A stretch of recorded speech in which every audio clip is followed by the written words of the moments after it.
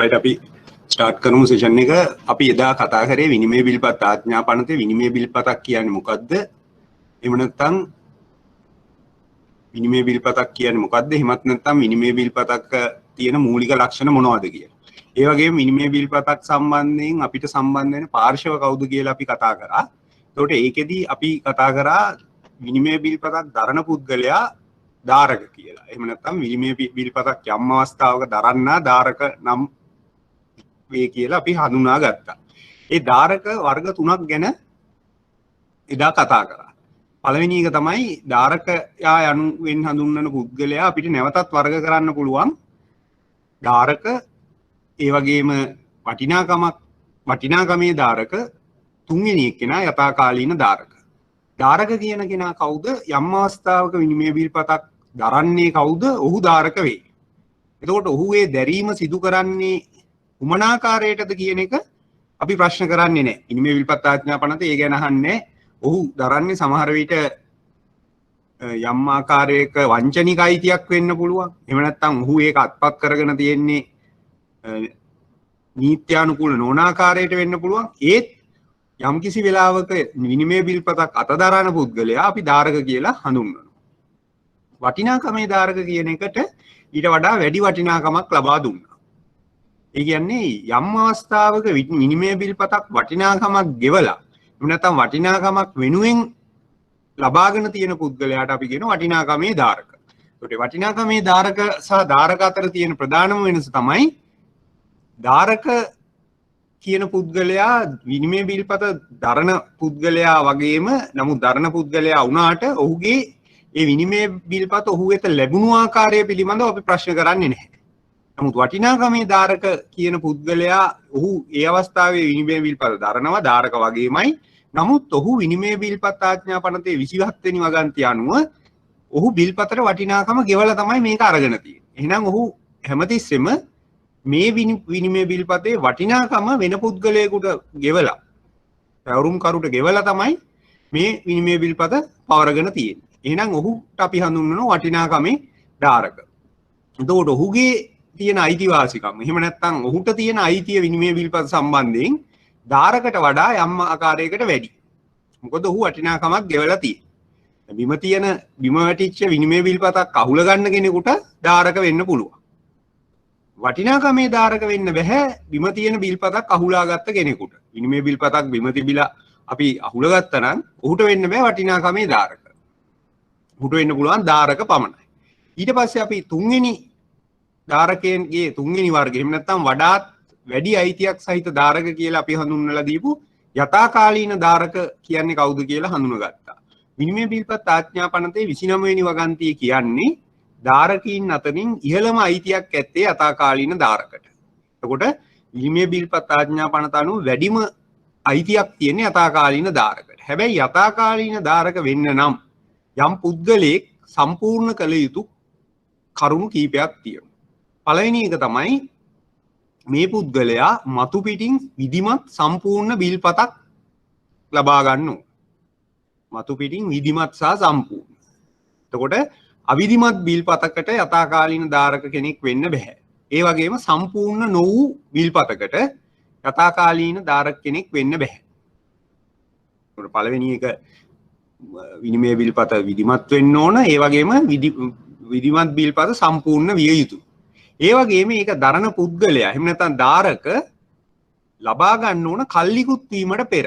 විනිමය බිල්පතක් කල්ලිකුත් වෙන්නේ යම්කිසි කාලයක් තියෙනවා නම් ඒ කල්ලිකුත් වෙන කාලයේ ඉක්ුත් වීමට පෙර එහෙම නැත්නම් කල්ලිකුත් වීමට පෙර මේ ධාරක මේ ලබාගෙන තියෙන්න ඕන. නැත්නම් ඔහුට යථාකාලීන ධාරක කෙනෙක් වෙන්න බෑ. ඊගාව කරුණ වෙන්නේ පෙර අගරුවක් තිබුණද.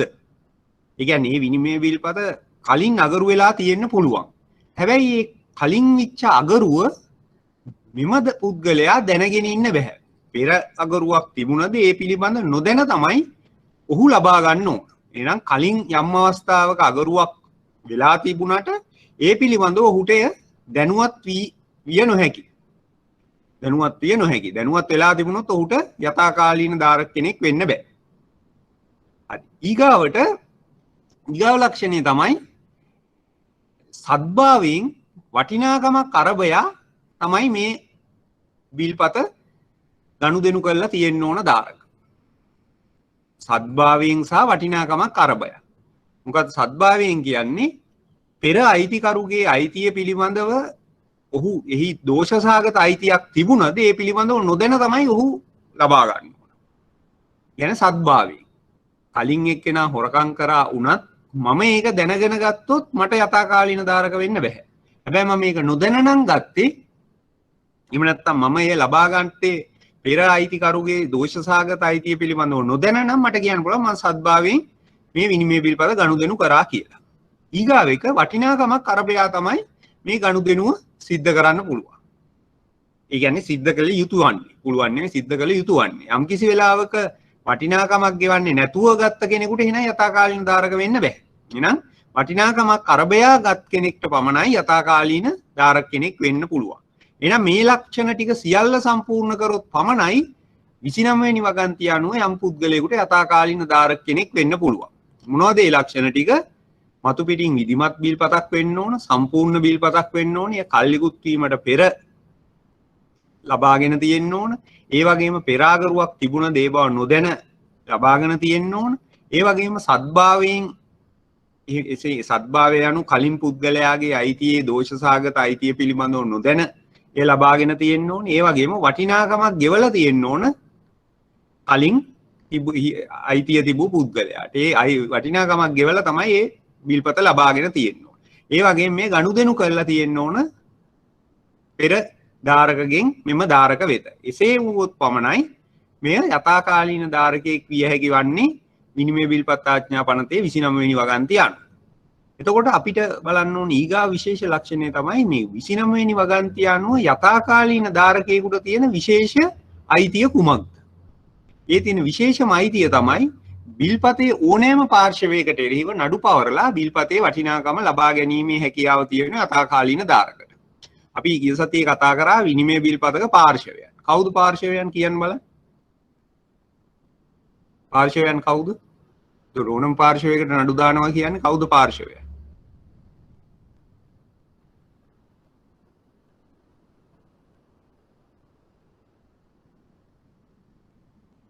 මතක නැද්ද?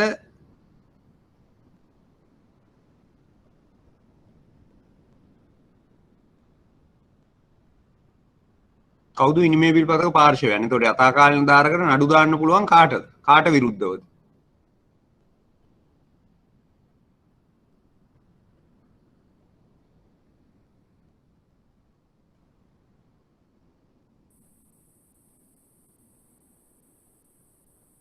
ඔව් පිටසන් කරුවන්. තව අනකරු අනලදු. හරි. තව හරි ප්‍රතිග්‍රාහක අනලදු සහ ප්‍රතිග්‍රාහක ගොඩක් වෙලාවට එක්කෙනෙක්. හරි. තව එච්චරද?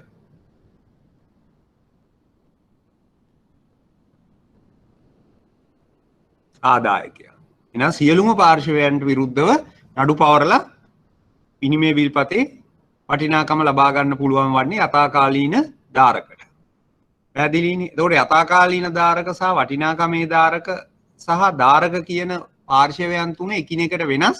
හැබැයි ධාරක කියන සංකල්පයේ ඇතුලේ තියෙන අණු ඒ කියන්නේ විවිධ ලක්ෂණ සහිත ධාරකයන් වර්ග තමයි මේ අපි කතා කරේ වටිනාකමේ ධාරක සහ යථාකාලීන ධාරක. හැබැයි මේ යථාකාලීන ධාරකට තමයි සියලුම පාර්ශවයන්ට එරෙහිව නඩු පවරලා විනිමය බිල්පතේ අයිතිය ලබා ගන්න පුළුවන් වෙන්නේ. වටිනාකමේ ධාරකට සියලුම පාර්ශවයන්ට එරෙහිව නෙවෙයි නඩු පවරන්න පුළුවන් වෙන්නේ. Taman වටිනාකම ගෙවූ පුද්ගලයාට එරෙහිව නඩු පවරලා වටිනාකම ලබා ගන්න පුළුවන්. ධාරකට පුළුවන් වෙන්නේ කොහොමද? ධාරකටත් අයිතියක් තියෙනවා. ධාරකට අයිතියක් නැත්තේ නෑ. ධාරකගේ අයිතිය මොකද්ද? අපි කතා කරා ගිය සතියේ ධාරකට තියෙන අයිතිය කුමක්ද? ධාරකට යම් අවස්ථාවක විනිමය බිල්පත කාගෙන්ද මුදල් ලබා ගත හැකි වන්නේ?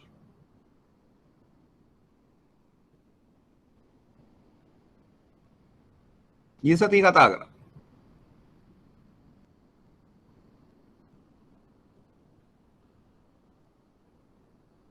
ධාරකට පුළුවන් අන ලදුට ඉදිරිපත් කරලා මුදල් ලබා ගන්න.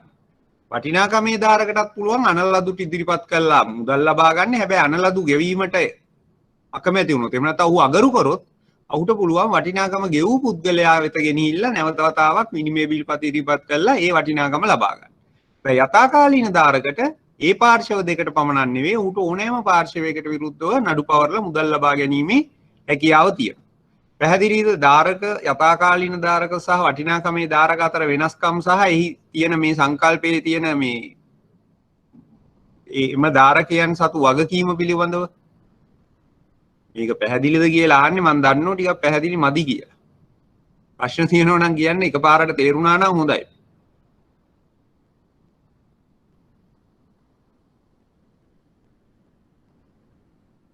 තේරුම් නැති අය කියන්නෝ.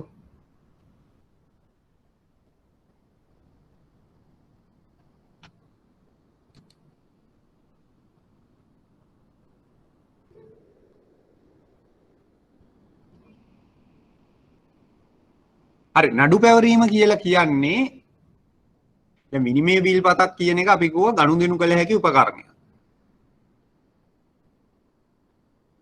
ගනුදෙනු කළ හැකි උපකරණයක්. අපි කිව්වා යම් ඒ කියන පුද්ගලයා Tamanට යම් මුදලක් බීට ගෙවන්න වෙන වෙලාවක මුදල් දෙනව වෙනුවට තමයි විනිමය බිල්පතක් ලබා දෙන්නේ. ඒ විසින් බීට ලම් මුදලක් ගෙවන්න තියෙන වෙලාවක බී වෙනුවෙන් ඒ මුදල් ගෙවීම වෙනුවට විනිමය බිල්පතක් ලබා දෙනවා. එතකොට ඒක අපි කිව්වා මේක ගනුදෙනු කළ හැකි උපකරණයක් නිසා මුදල් වගේ උවමාරු වෙන්න පුළුවන්. දැන් වෙන භාණ්ඩයක් වගේ එහෙම නැත්නම් වෙනත් උපකරණයක් වගේ නෙවෙයි ගනුදෙනු කළ හැකි උපකරණ මුදල් මෙන් පැවරිය හැකි. එතකොට ඒ කියන පුද්ගලයා B වෙනුවෙන් විනිමය බිල්පතක් දුන්නා නම් ඔහුට ගෙවන්න තියෙන ණය මුදලක් වෙනුවෙන් අපි හිතමු B ට C ට ගෙවන්න යම් මුදලක් තියෙනවා නම් B ට පුළුවන් එම විනිමය බිල්පත C වෙත ලබා දීලා B ගේ ණය පියවන්න. ඊට C ට පුළුවන් D ගේ ණය පියවන්න. ඒ ආකාරයට මේක චේන් එකක් විදිහට යනවා. එහෙම නැත්නම් මේක කීප දෙනෙක් අතර හුමාරු වෙනවා. එහෙම අවස්ථාවකදී අපි හිතනවා A කියන පුද්ගලයා තමයි මේ විනිමය බිල්පත දුන්නේ. ඔහු තමයි එනම් අනකරු.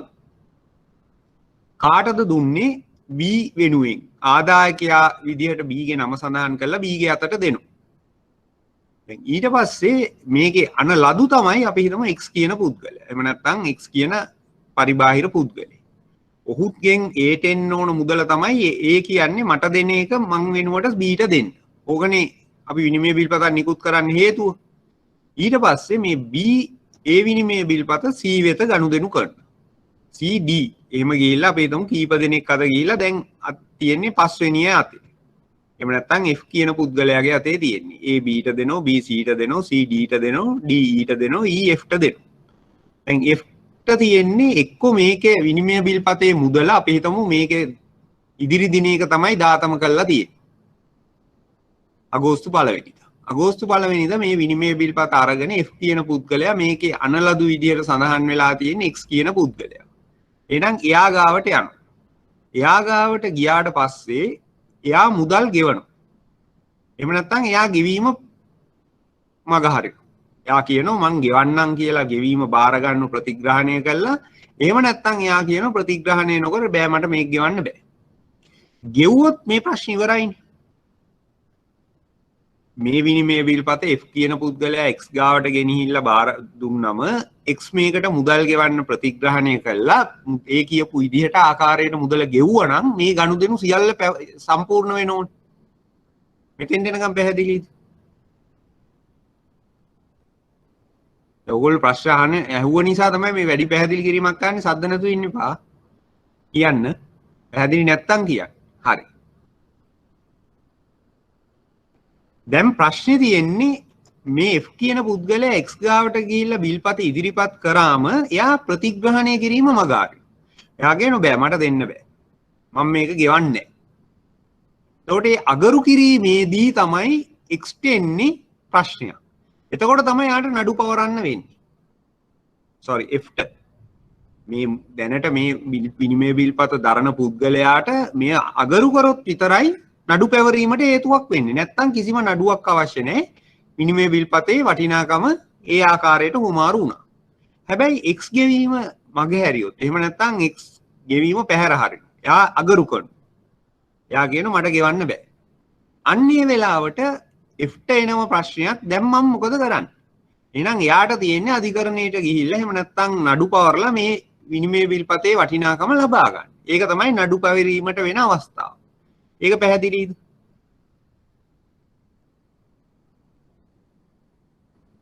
හරි.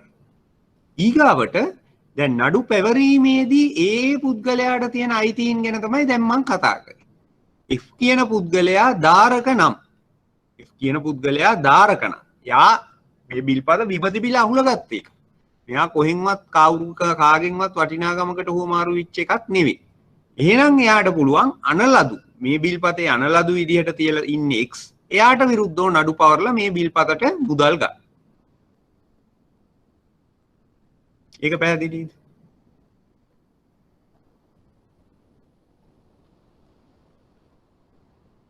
හරි. ඊගාවට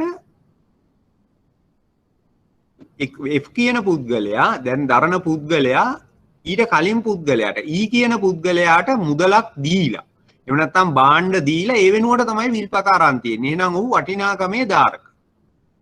එයාට පුළුවන් එක්ක එක්ස්ට්‍රා විරුද්ධව නඩු දාලා මුදල් අය කරගන්න පුළුවන්. එහෙම නැත්නම් ඒ වගේම එහෙම නැත්නම් කියන්නේ එයාට ඒ හා සමානම අයිතියක් තියෙනවා. ඊට විරුද්ධව නඩු දාලා එයා වටිනාකම දුන්නේ ඊටනේ. ඊගෙන් මුදල් ලබා ගැනීමයි අයිතියක් තියෙනවා. ඒක තමයි වටිනාකමේ ධාරකට තියෙන අයිතිය. නිකම්ම අපි කියන්නේ ධාරක කියන පුද්ගලයාට තියෙන්නේ අනලදුගෙන් මුදල් ලබා ගැනීමේ අයිතිය. වටිනාකමේ ධාරකට අනලදු සහ තමා වටිනාකම ගෙවූ පුද්ගලයාගෙන් වටිනාකම ලබා ගැනීමේ අයිතිය. එතනත් පැහැදිලිද?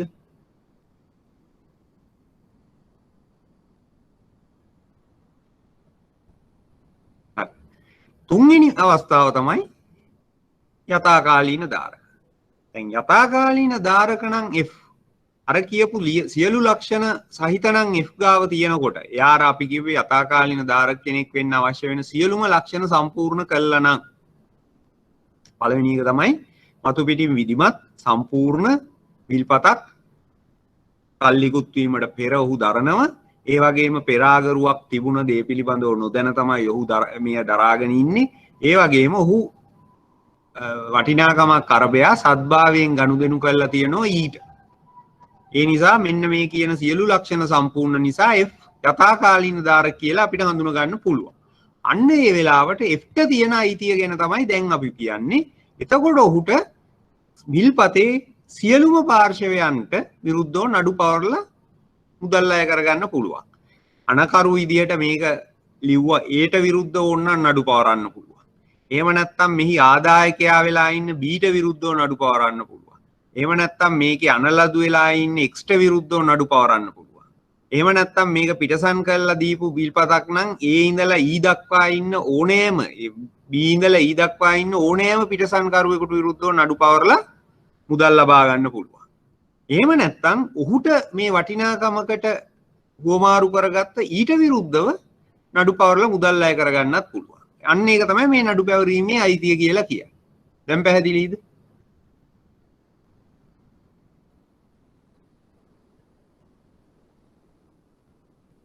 ඔක්කොටම දෙන්නටයි පැහැදිලි නැත්තේ එහෙමද නැත්නම් දෙන්න විතරද අහගෙන ඉන්නේ?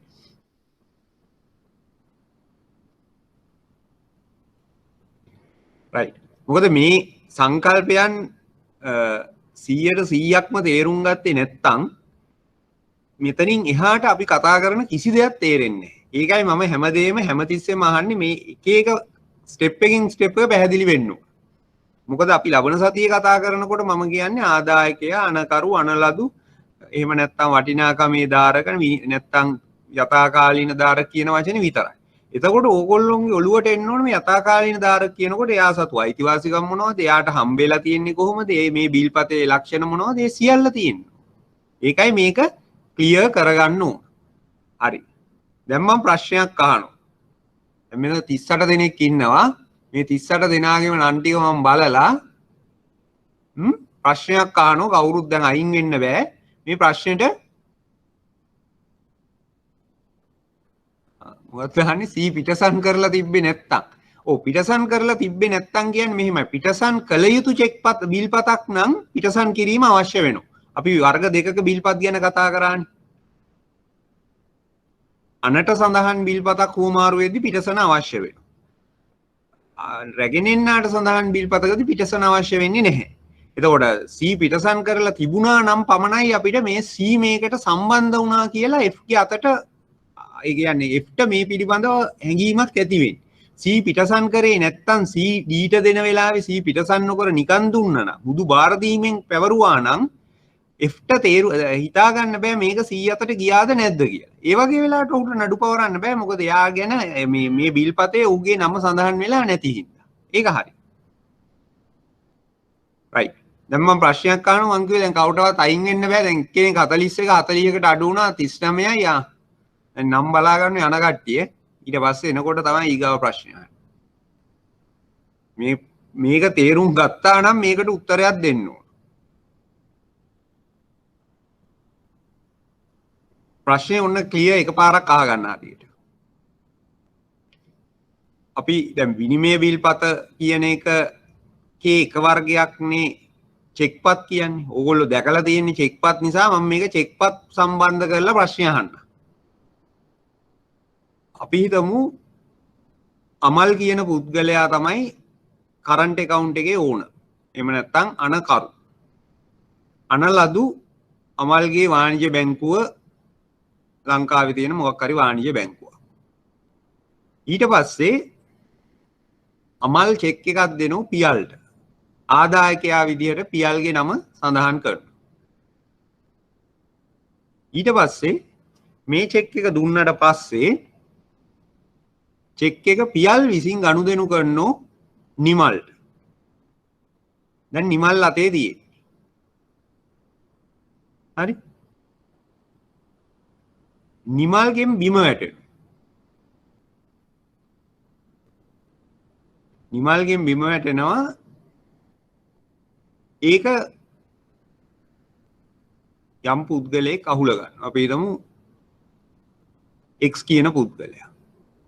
අහුල ගත්තට ඊට පස්සේ XY ට දෙනකොට ඒ විනිමය බිල්පතේ තියෙන වටිනාකමේ සඳහන් වෙන මුදල Y ගෙන් ලබා ගන්න. අපි හිතමු භාණ්ඩ ලබාගෙන තමයි XY ට මේක දෙන්නේ.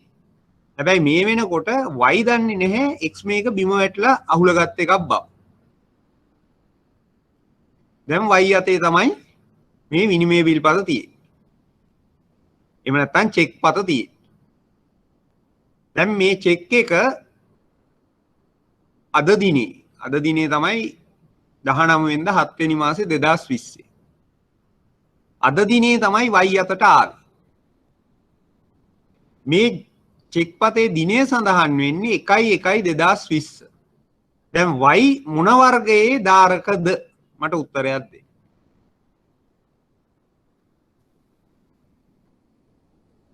ධාරකයේ වර්ග 3ක් කිව්වා. දැන් අපි මේ කියපු කතාවේ හැටියට Y කුමන වර්ගයේ ධාරකද?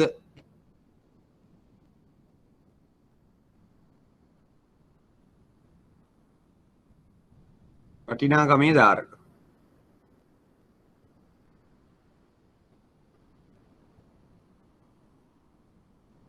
වෙනස් උත්තරයක් තියෙනවද?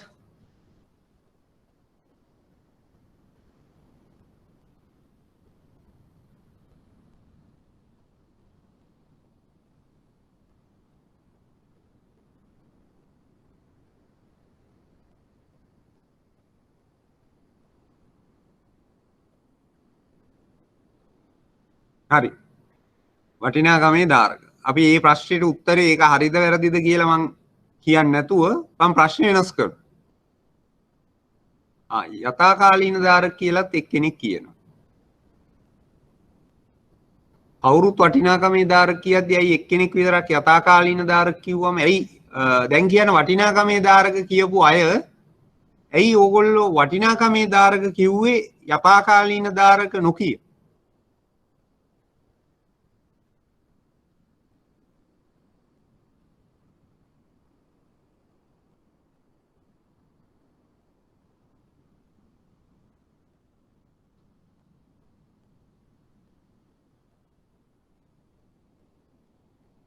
හරි. උත්තරේ හරි. එතකොට යථාකාලීන ධාරකගේ මොන ලක්ෂණයද නැති වෙලා තියෙන්නේ?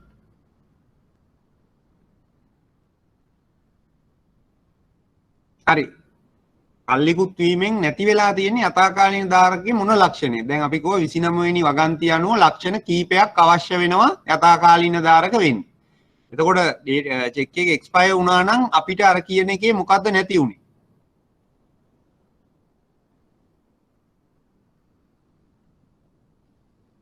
මතු පිටින් විධිමත් කියන එක සහ එහෙම නැත්නම් මතු පිටින් විධිමත් සහ සම්පූර්ණ කියන එක.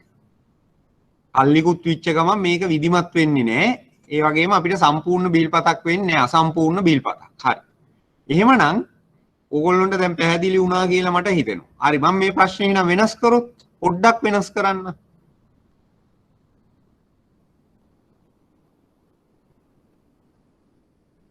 හරි. දැන් මේ y ගේ අයිතිය ගැන ඇහුවේ. මේක x ට තියෙන x ගේ අයිතිය එහෙම නැත්නම් x සතුව තියෙන අවස්ථාවේ x මොන වර්ගයේ ධාරකද?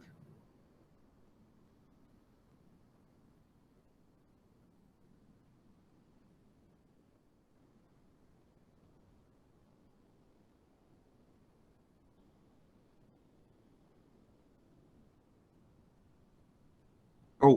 ඒකට හේතුව ඕගොල්ලන්ට තේරෙනවනේ. එයා වටිනාකමක් කොයි වෙලාවෙවත් ගෙව්වේ නැති හින්දා එයා ධාරක. right. හොඳයි. ඒ කියන්නේ ඇත්තටම ඕගොල්ලන්ට මේ සංකල්පයේ තේරුම් ගැනීම පිළිබඳව හොඳයි සතුටු වෙන්න පුළුවන්. මොකද ඇත්තටම ඔය ටික තමයි ඔළුවේ තියෙන්න ඕන අපි ඊගාවට මේ විනිමය විල්පත් ගැන සහ චෙක්පත් ගැන කතා කරන්නේ. එහෙනම් මේකේ වයිට යථාකාලීන ධාරක වෙන්න බැරි වුණා චෙක්පත මතු පිටින් විධිමත් නොවීම නිසා. ඒ වගේම තමයි බිල්පත එක්ස්ට යථාකාලීන ධාරක වූ වටිනාකමේ ධාරක වෙන්න බැරි වුණා ඔහු ඒක අහුලගත්ත නිසා. පැහැදිලි. හරි. ඊගාවට අපි දැන් ඒ සංකල්පය හොඳටම පැහැදිලි මම මේක හිතනවා හරියට තේරුම් ගත්තා කියලා. ඊගාවට අපි බලමු බිල්පතක අත්සන සම්බන්ධයෙන් තියෙන తত্ত্বය. තව කවුරු හරි කෙනෙක් ඉන්නවද මේ සංකල්ප තුන තේරුම් ගන්න බැරි විච්ච හරි එහෙම නැත්නම් මොනවා හරි ආකාරයක ධාරක යථාකාලීන ධාරක වටිනාකමේ ධාරක පිළිබඳව ප්‍රශ්න තියෙන අය?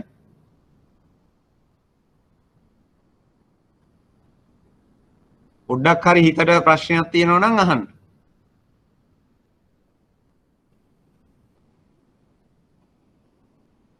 ක්ලියර්ද?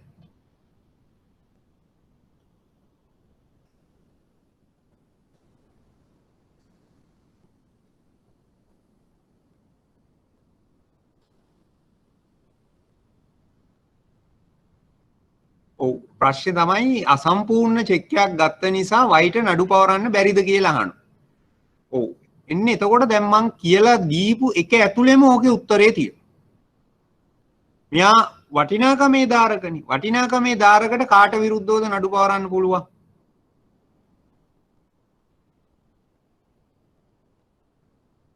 එයාට යථාකාලීන ධාරක විදිහට සියලුම පාර්ශවයන්ට බැරි වුණාට පාර්ශව දෙකක් මං කිව්වා. එකක් අනලදු තව එකක් කිව්වා.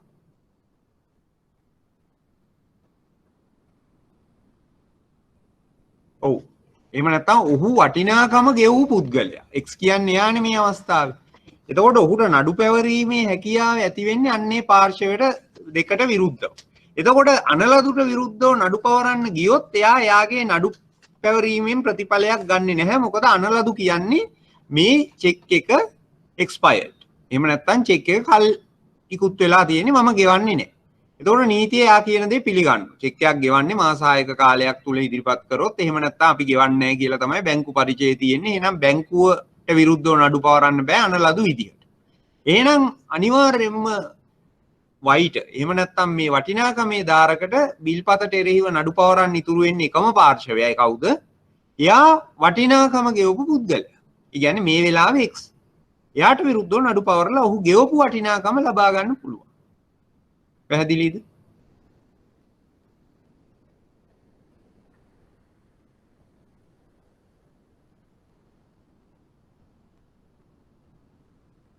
නෑ ධාරක කියන එක තමයි එතන කතා කරන්නේ වෙනම විශේෂ වගන්තියක් නෑ මෙතන ඇත්තටම යථාකාලීන ධාරක සහ වටිනාකමේ ධාරක තමයි විශේෂයෙන් හඳුන්වන්නේ. ධාරක යනු යම් අවස්ථාවක බිල්පත දරන පුද්ගලයා කියන එකනේ. එතකොට අර දෙන්නත් මේක ඇතුලේ ඉන්නවා. ඕනම කෙනෙක් දරන පුද්ගලයෙක් ධාරක විදිහට ඉන්නේ. එයා සාමාන්‍යයෙන් ධාරක කියන එකේදී අර දෙන්නත් ඇතුලේ ඉන්නවා. නමුත් අපිට අවශ්‍ය වෙන්නේ විශේෂයෙන් හඳුනගන්න මෙයා මොන ආකාරයක ධාරක කෙනෙක්ද? වටිනාකමක් ගෙවලා ගත්ත ධාරක කෙනෙක්ද? එහෙම නැත්නම් යථාකාලීන ධාරක කෙනෙක්ද කියන එක. ඒක තමයි විශේෂ වගන්තියක් කියන එක නෙවෙයි මෙතන අවශ්‍ය වෙන්නේ අර දෙදෙනාගේ තියෙන විශේෂත්වය මත ඔවුන්ගේ අයිතිවාසිකම් වඩාත් වැඩියෙන් විස්තර කරලා තියෙනවා. පැහැදිලිද? right. අපි ඊගාවට බලමු බිල්පතක අත්සන සම්බන්ධය. එතකොට බිල්පතක අත්සන සම්බන්ධයෙන් බැලුවම තියෙන මූලිකම දේ තමයි විනිමය බිල්පතක අත්සන කියන එක අනකරු විසින් තබන්න ඕන දෙයක් විනිමය බිල්පතේ. ඒ වගේම බිල්පත යම් වෙලාවක අනට සඳහන් බිල්පතක් වෙනත් පාර්ශවයකට පවරනකොට ආදායකයා එහෙම නැත්නම් දැන් මේ අවස්ථාවේ දරන ධාරක අනිත් පාර්ශවයට පවරන අවස්ථාවේදී පිටසන් කරන්න පුළුවන්. ඒකත් එන්නේ අත්සනක් විදිහටම තමයි. ඒ වගේම තවත් බිල්පතට අත්සනක් යෙදෙන අවස්ථාවක් තමයි විනිමය බිල්පතක් අනලදු වෙතට ගෙනිච්චම මේක ගෙවීම සඳහා ඉදිරිපත් කරාම එය ප්‍රතිග්‍රහණය කරනවායයි ඔහු සඳහන් කරලා ප්‍රතිග්‍රහණය කළෙමි සඳහන් කරලා අත්සන් කරන අවස්ථාව. එතකොට විනිමය බිල්පතක අත්සන තියෙන්න පුළුවන් අවස්ථා 3 දෙනෙක්ගේ වර්ග 3ක. එකක් තමයි අනකරුගේ, එහෙම නැත්නම් පිටසන්කරුවන්ගේ, එහෙම නැත්නම් අනලදුගේ ප්‍රතිග්‍රහණය කිරීමේදී ප්‍රතිග්‍රාහක වශයෙන්. ඔය 3 දෙනාටම විනිමය බිල්පතේ අත්සන තිබිය යුතු වෙනවා. එතකොට යම් පාර්ශවයකට වගකීම පැවරීමේදී යම් පාර්ශවයකට අපිට වගකීමක් පවරන්න වෙනවා නම් ඒ පවරන්න වෙන්නේ කොයි වෙලාවෙදිද? මෙන්න මේ පාර්ශව 3 විනිමය බිල්පතේ අත්සන තියලා තියෙනවා නම් විතරයි. විනිමය බිල්පත් ආඥා පනතේ 23 වෙනි වගන්තිය කියනවා අනකරු පිටසන්කරු හෝ ප්‍රතිග්‍රාහක ලෙස අත්සන් නොකළ අයෙකු බිල්පතට වගකීමකට ලක්වන්නේ නොමැත. ඒක නෙගටිව් විදිහට තමයි විනිමය බිල්පත් ආඥා පනතේ තියෙන්නේ. අනකරු පිටසන්කරු හෝ ප්‍රතිග්‍රාහක වශයෙන් අත්සන් නොකළ පුද්ගලයෙක් වගකීමට ලක් නොවේ කියලා තමයි කියන්නේ 23 වෙනි වගන්තිය. එහෙනම් ඒකේ අනිත් පැත්ත තමයි යම් කෙනෙක් අනකරු විදියට අත්සන් කරාද පිටසන්කරු විදියට අත්සන් කරාද ප්‍රතිග්‍රාහක විදියට අත්සන් කරාද ඔහු වගකීමට ලක් වෙනවා. හරිනේ අර පැත්තේ ඩබල් නෙගටිව් තියෙන එක පොසිටිව් වෙනවනේ. තේරෙනවනේ? පැහැදිලි නේද? මොකද මේක මේ විනිමය බිල්පත් ආඥා පනතේ තියෙන ආකාරයට තමයි මම සඳහන් කරේ. යමෙක් අනකරු ප්‍රතිග්‍රාහක පිටසන්කරු විදියට අත්සන් නොකරේ නම් ඔහු වගකීමට ලක් නොවේ. එතකොට ඒකේ අනිත් පැත්ත තමයි යම් කිසි කෙනෙක් අනකරු පිටසන්කරු හෝ ප්‍රතිග්‍රාහක වශයෙන් අත්සන් කර ඇත්නම් ඔහු ඊට වගකිය යුතුයි. ඒක තමයි කියන්නේ. හරිනේ? right. එහෙම අත්සන් නොකරපු පුද්ගලයෙක් වගකීමට ලක් නොවෙනවා යන්නේ තේරුම් ගන්න යම් කිසි පුද්ගලයෙක් අනකරු එහෙම නැත්නම් පිටසන්කරු ප්‍රතිග්‍රාහක ලෙස අත්සන් තැබී මගින් ඔහු ඊට වගකීමට ලක් වෙනවා. ඊගාවට අපිට කතා කරනවා අර කලින් අපි කතා කරපු නියෝජ්‍යත්ව නීතියේන නියෝජිතයා සම්බන්ධ කතාව. නියෝජිතයෙක් ප්‍රධානියා වෙනුවෙන් විනිමය බිල්පතේ අත්සන් කරලා ඇතනම් ප්‍රධානියා වෙනුවෙන් නියෝජිතයෙක් අත්සන් කරලා තියෙනවා නම් නියෝජිතයා පෞද්ගලික වීට වග කියන්න ඕනේ නැහැ. නමුත් ප්‍රධානියා ඊට වගකීමට ලක් වෙනවා. පැහැදිලිද? පැහැදිලිද? ඒකට යම්කිසි නියෝජිතයෙක් විනිමය බිල්පතක අත්සන් කරලා තියෙනවා නම් නියෝජිතයා විදිහට ඊට වග කියන්න වෙන්නේ ප්‍රධානියාට.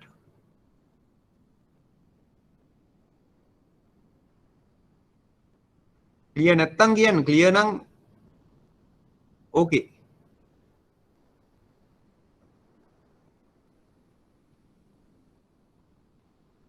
හරි. එහෙමනම් නියෝජිතයා තමාගේ ප්‍රධානියා තමාට ලබා දී ඇති නියෝජ්‍යත්වයේ මත අත්සන් කර ඇති විට ඔහු පෞද්ගලික වගකීමට ලක් වෙන්නේ නැහැ. හැබැයි ඔහුගේ අත්සන තුලින් ප්‍රධානියා ඊට වගකීමට ලක් වෙනවා. උදාහරණයක් විදිහට අපි හිතමු ABC කියන කම්පැනියේ ඩිරෙක්ටර් කෙනෙක් විදිහට ඉන්නෝ X. ABC කම්පැනියගේ චෙක් එකක් අත්සන් කරන X ඩිරෙක්ටර් විදිහට. ඊට පස්සේ මේ චෙක් එක ගෙනහිල්ලා දෙනවා ABC කම්පැනියේ බැංක් එකට. බැංකුව චෙක් එක අගරු කරනවා.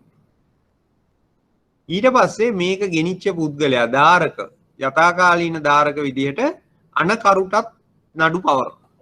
එතකොට මේ ABC කම්පැනියට තමයි නඩු පවරන්නේ. ABC කම්පැනිය වෙනුවෙන් ඔහුගේ නියෝජිතයා විදිහට X අස්සම් කරාට Xට පෞද්ගලිකව නඩු පවරන්න බෑ.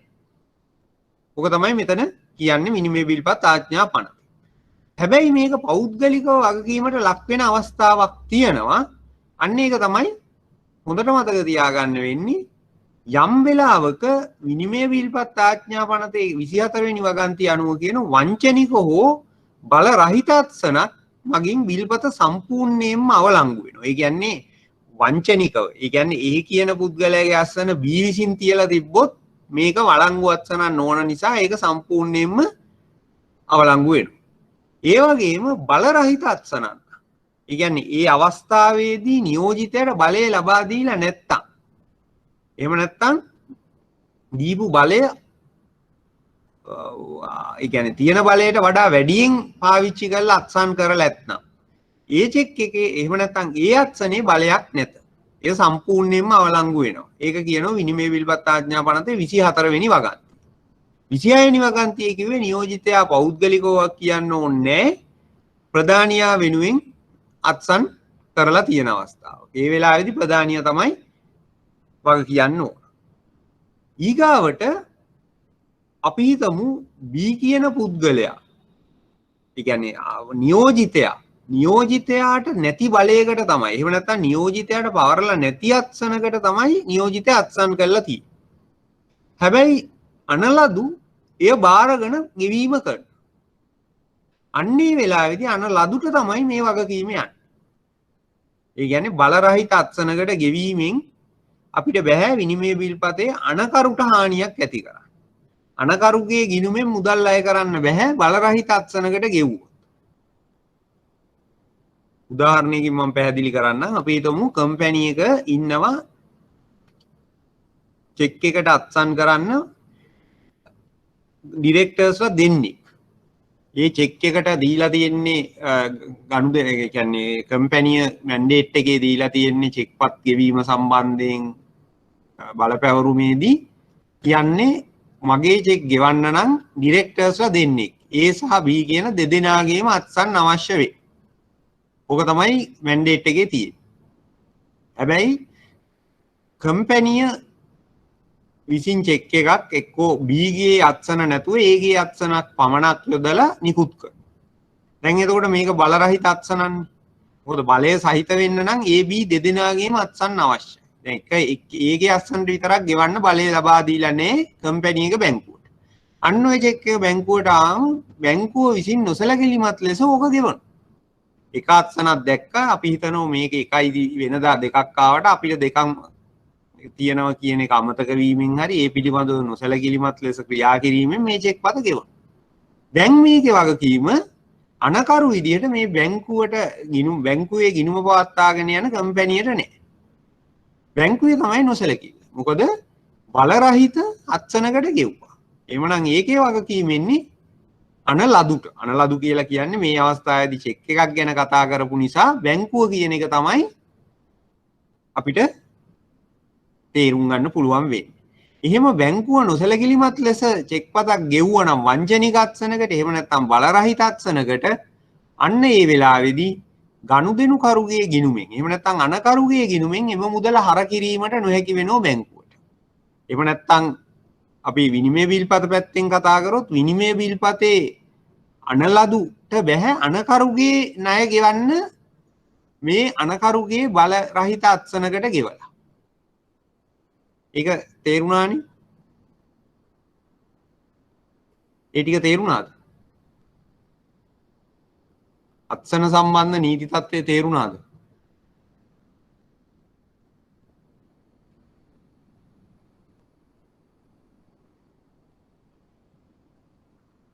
හරි.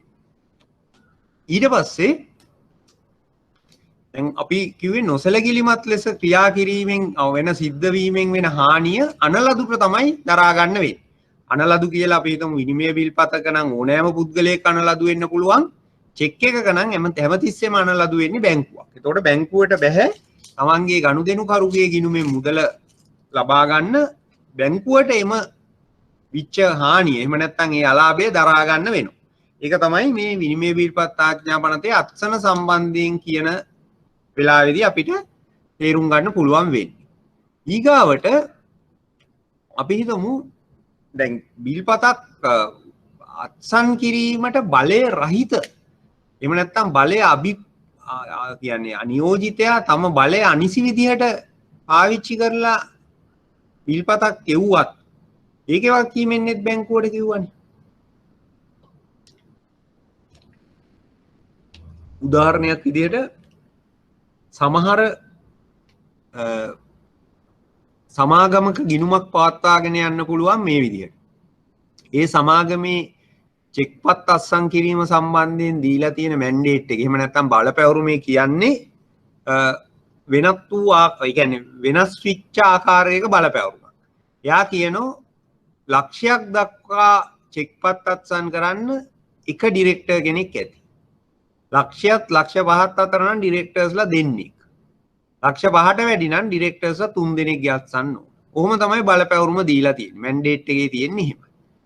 අපි ලක්ෂයට අඩු චෙක් එකක් එක අත්සනෙන් ගෙවන පුරුද්දට දෙවනි දවසේ ලක්ෂ 2ක එකකුත් එක අත්සනින් ගෙවනවා. එහෙම නැත්නම් ලක්ෂ 5කට වඩා චෙක් එකකුත් එක අත්සනින් ගෙවනවා. අන්නේ අවස්ථාවේදී අර අපිට ලබා දීපු බලපැවරුමේ බලය අභිබවා අධ්‍යක්ෂවරයා ක්‍රියා කළා. ඔහුගේ නොදැනුවත්කමින් එහෙම නැත්නම් හිතාමතා ඔහු මේකට අත්සන තියලා තියෙනවා. හැබැයි අපිට බෑ ඒක ගෙවන්න.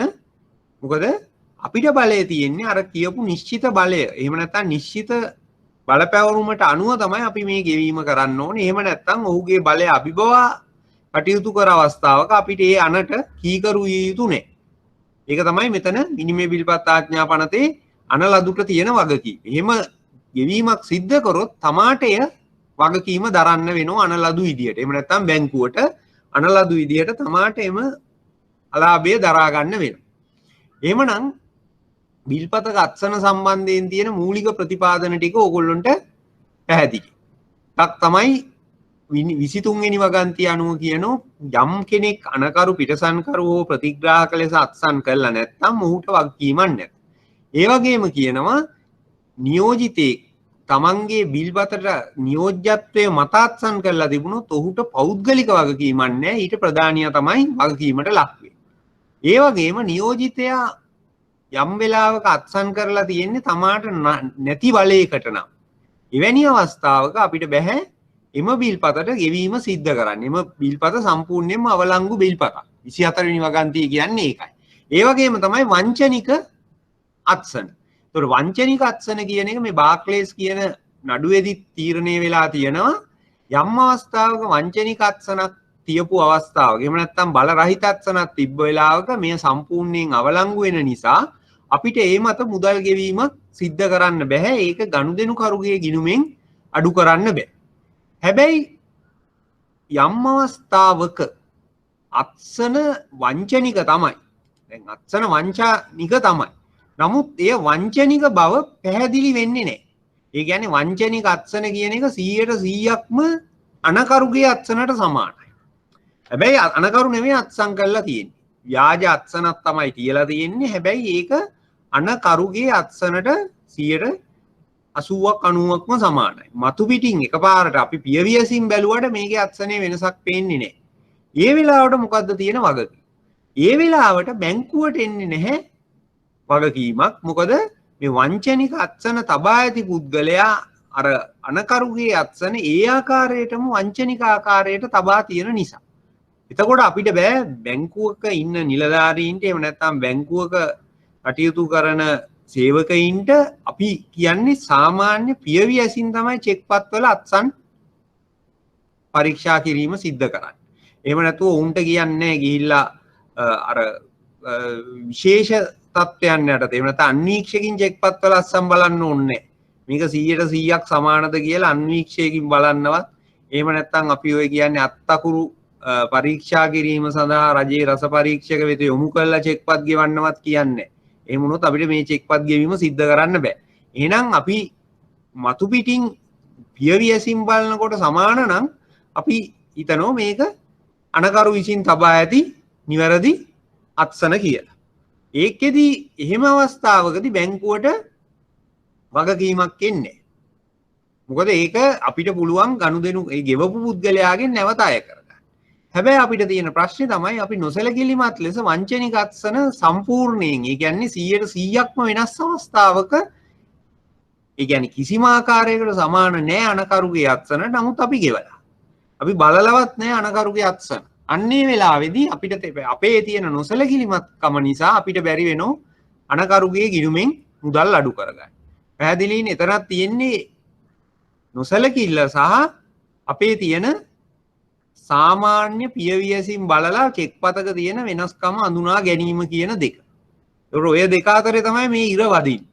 නොසැලකිලිමත් ලෙස වැඩේ කරොත් අපිට අනකරුගේ ගිණුම හර කරලා මේ මුදල් ගන්නත් බෑ. අපිට අය කර ගැනීම අසීරු වෙනවා.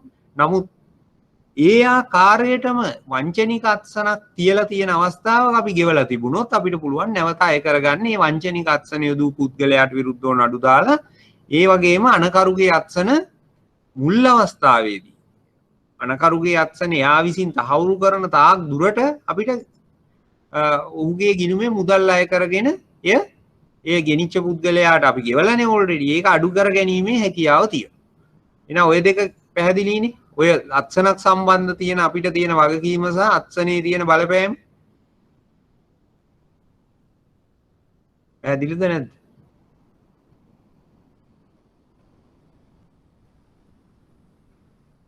right.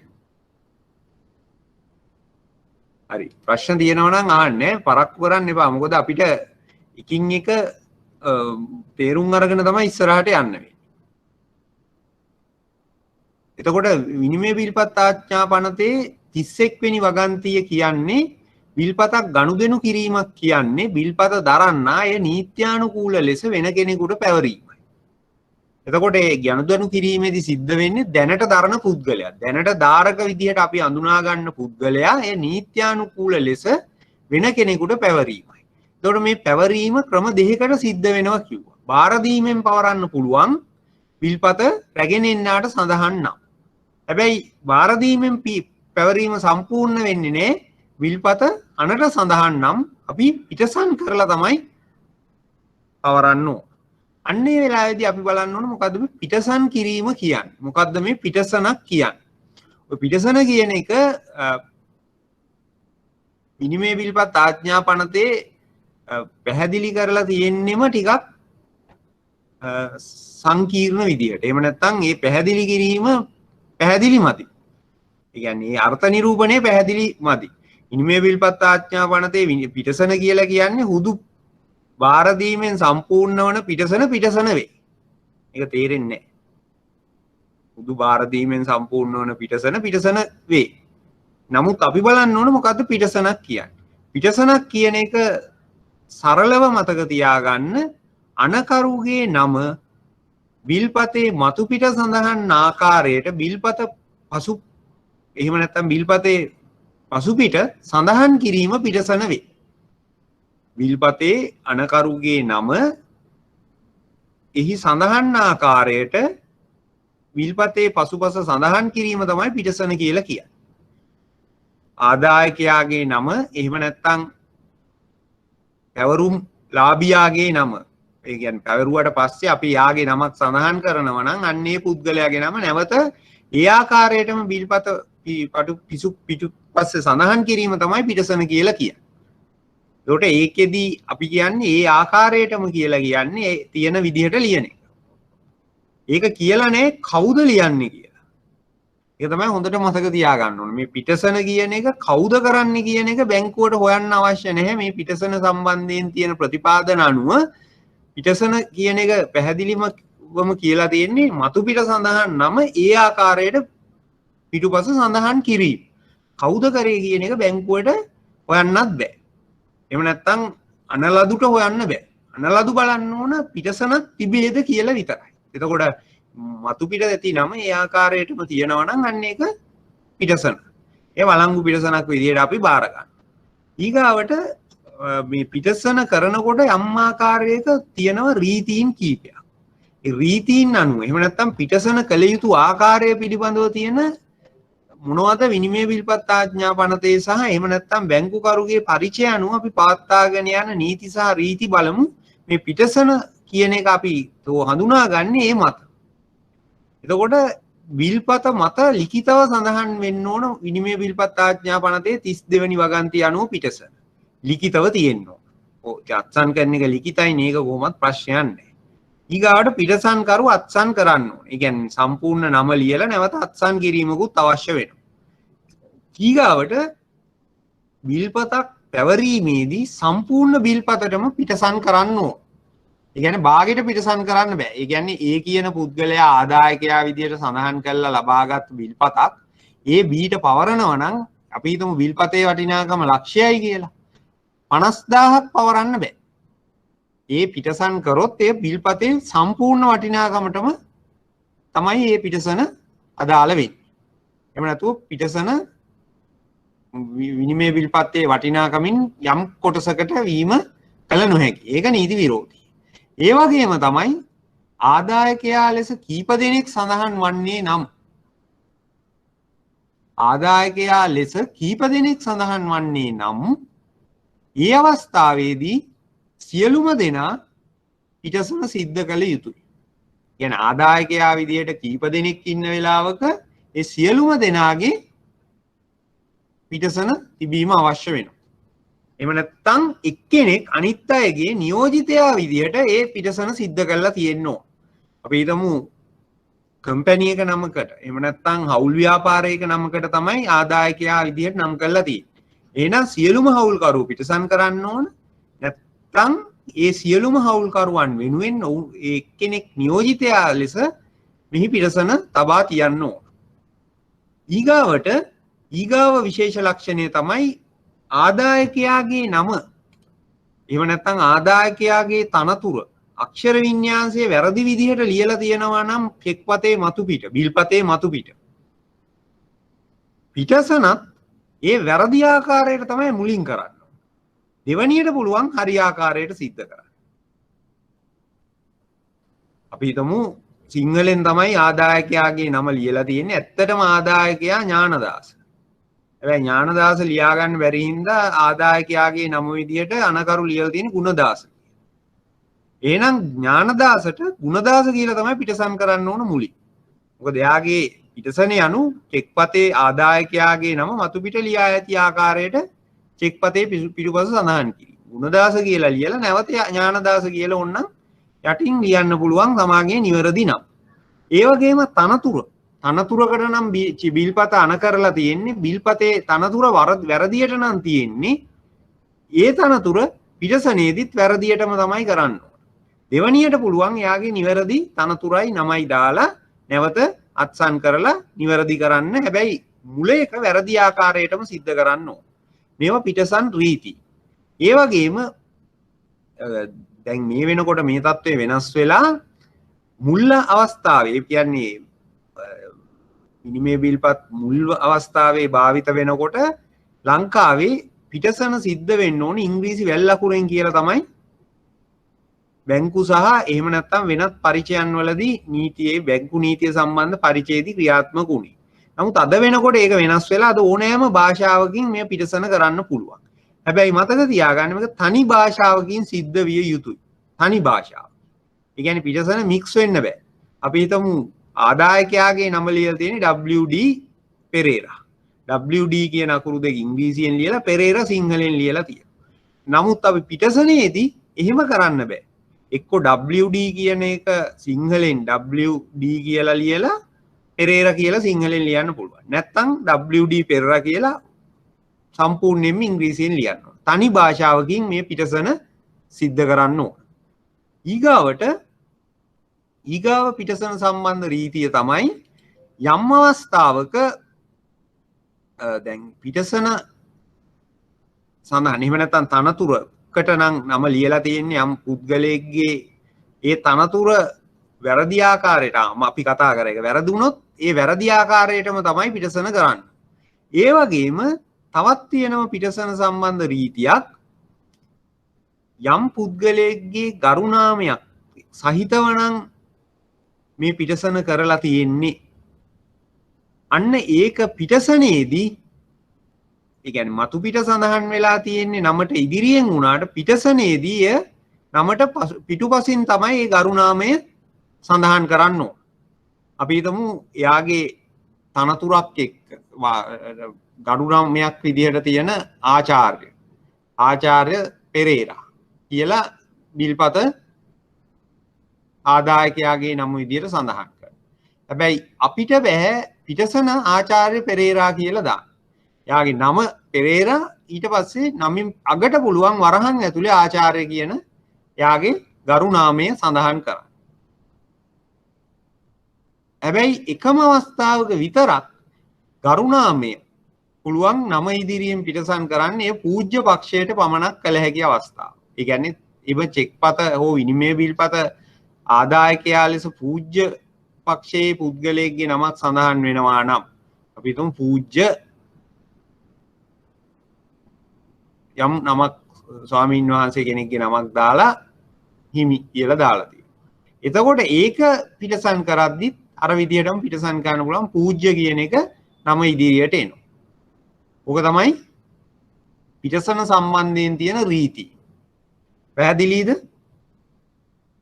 පිටසන කරන්නේ කොහොමද? පිටසන නිවැරදි පිටසනක් කුමක්ද යන්නෙන් හඳුනාගන්නේ කොහොමද කියන එක පැහැදිලිද?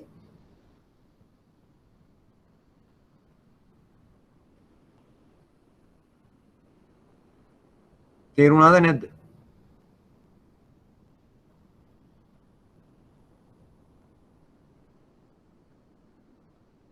හරි.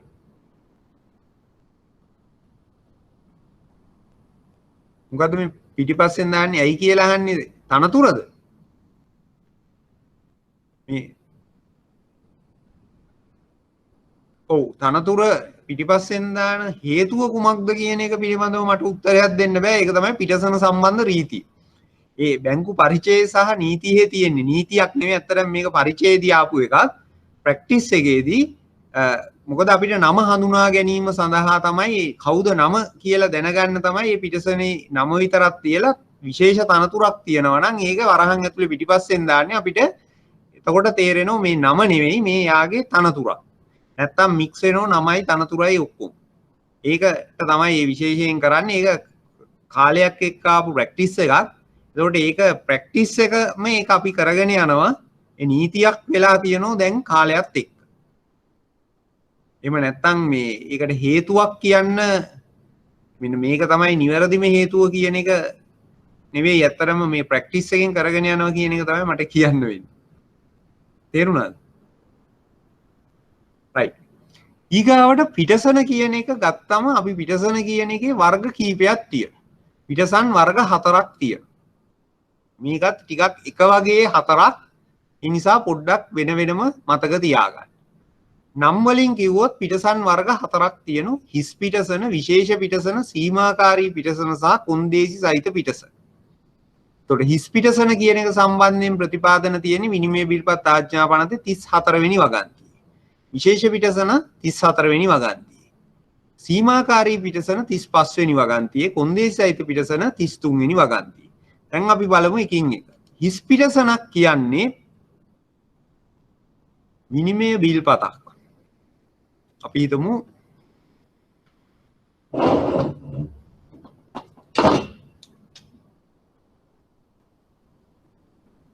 ඒ කියලා සඳහන් පුද්ගලයාට ආදායකයා විදියට හඳුන්වලා විනිමය බිල්පතක් නිකුත් කරනවා B කියන පුද්ගලයා අත්සන් කරලා. මේක චෙක් පතක් කියලා හිතමු. එතකොට මේක බැංකුවක නමක් තියෙනවා මොකක් හරි XYZ බැංකුව.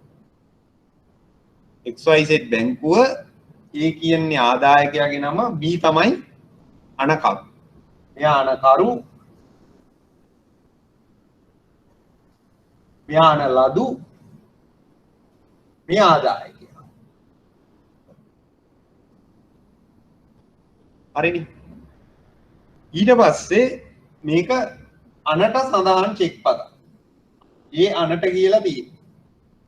අනට නැත්තම් අපිට පිටසන අවශ්‍ය වෙන්නේ නැහැ නේ. පිටසන අවශ්‍ය වෙන්නේ අනට සඳහන් බිල්පතක පමණයි. පැහැදිලිනේ?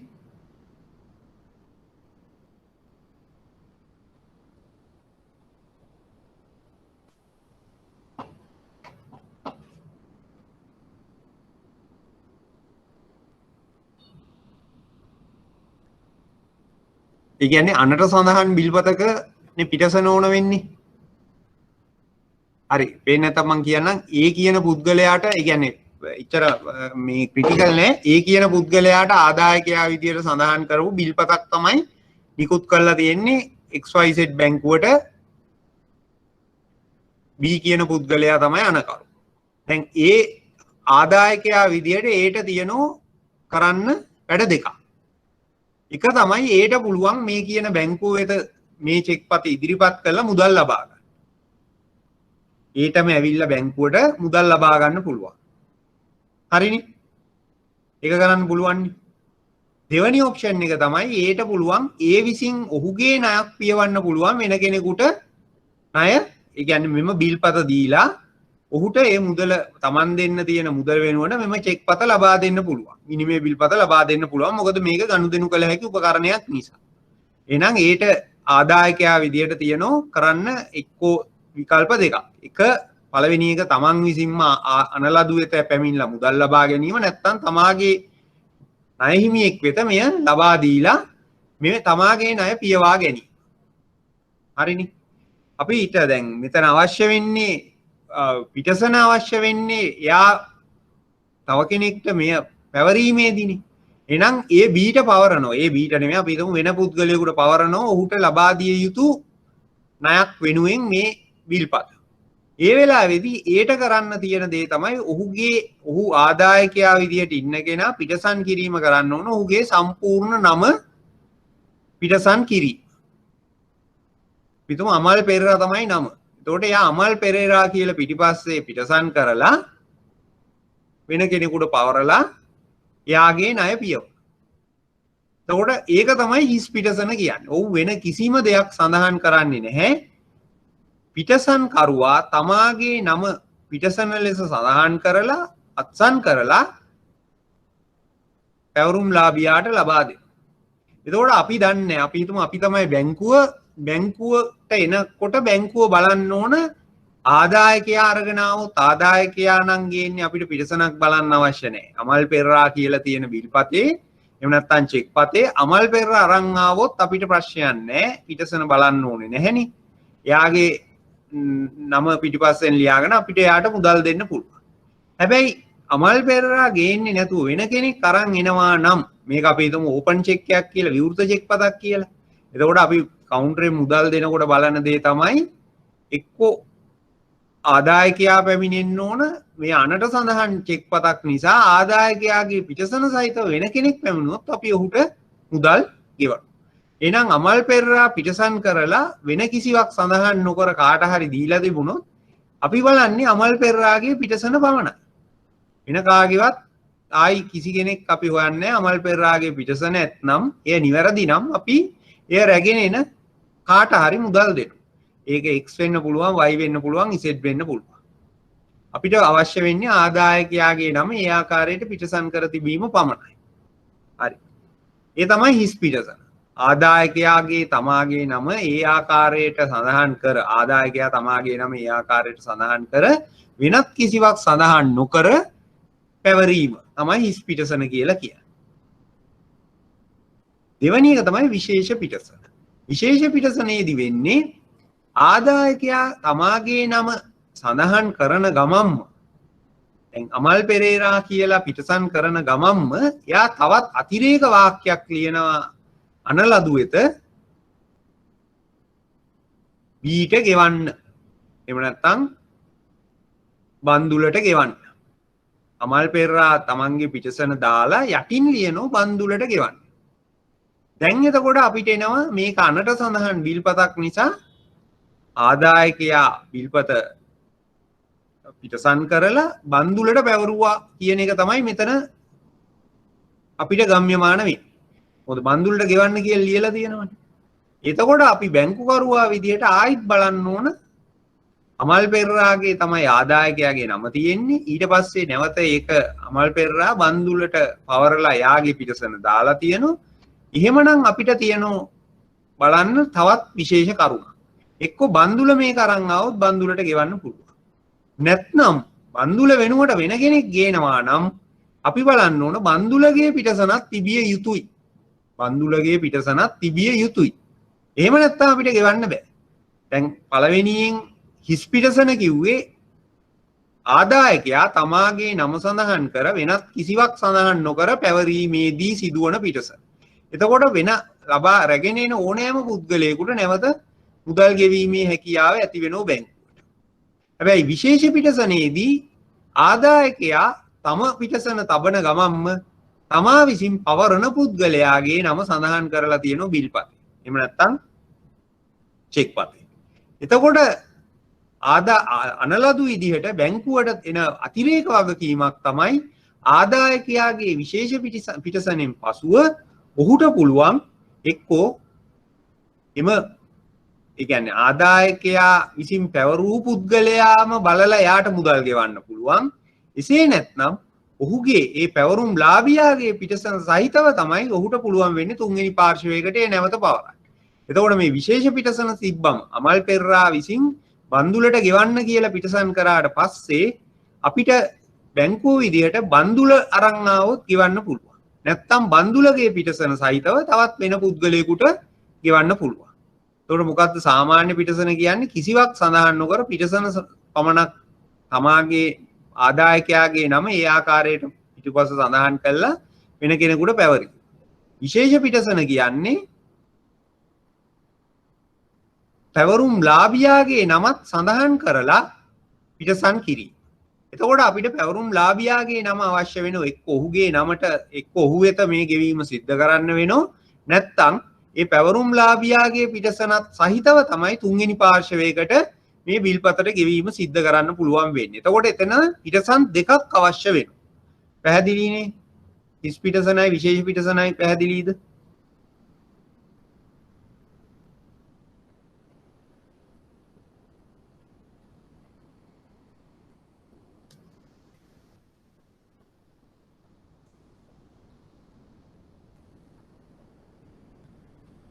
right. ඊගාවට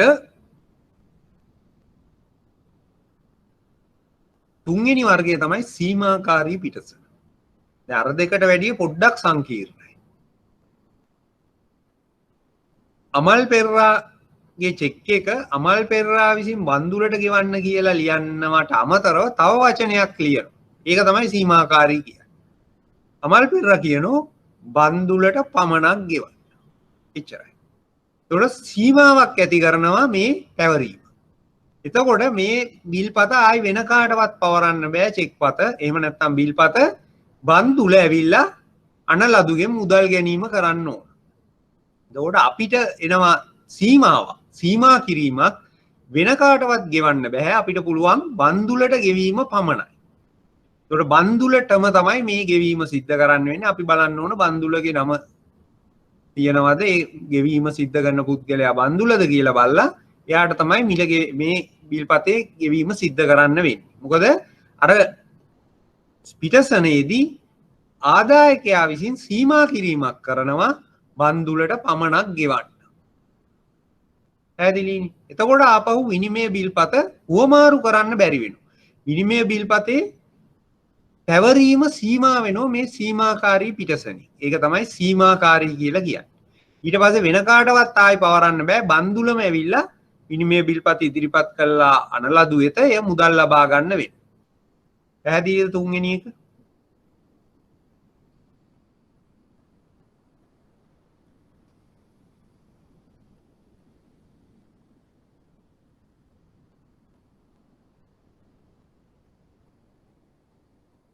හරි.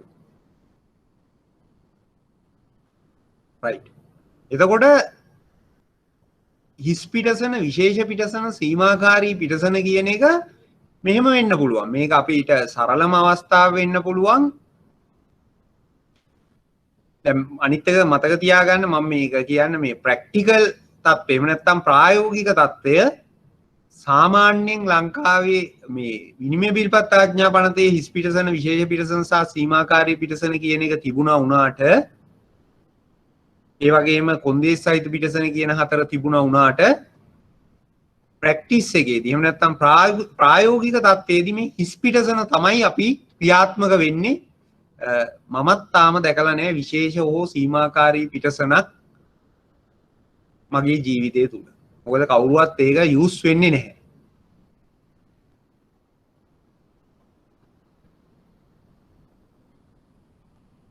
ඔව් ඔයාගේ ප්‍රශ්නෙට උත්තරේ ඒක හරි. විශේෂ පිටසනේදී වෙන්නේ හුවමාරුව සීමා වෙනවා. ආයි වෙන කෙනෙකුට හුවමාරු කරන්න බෑ. එහෙම නැත්නම් පැවරීම. හුවමාරුව නෙමෙයි උතන කියන වචනේ පැවරීම සීමා වෙනවා. මොකද ඒ විසින් B ගේ නම සඳහන් කරලා විශේෂ පිටසනක් කරොත් B ට පුළුවන් තමාගේ පිටසන යොදලා C ට පවරන්න. හැබැයි ඒ විසින් B ගේ නම සීමාකාරී ලෙස සඳහන් කරලා B වෙත පැවරුවොත් B ට අනිවාර්යෙන්ම මුදල් ගන්න වෙනවා.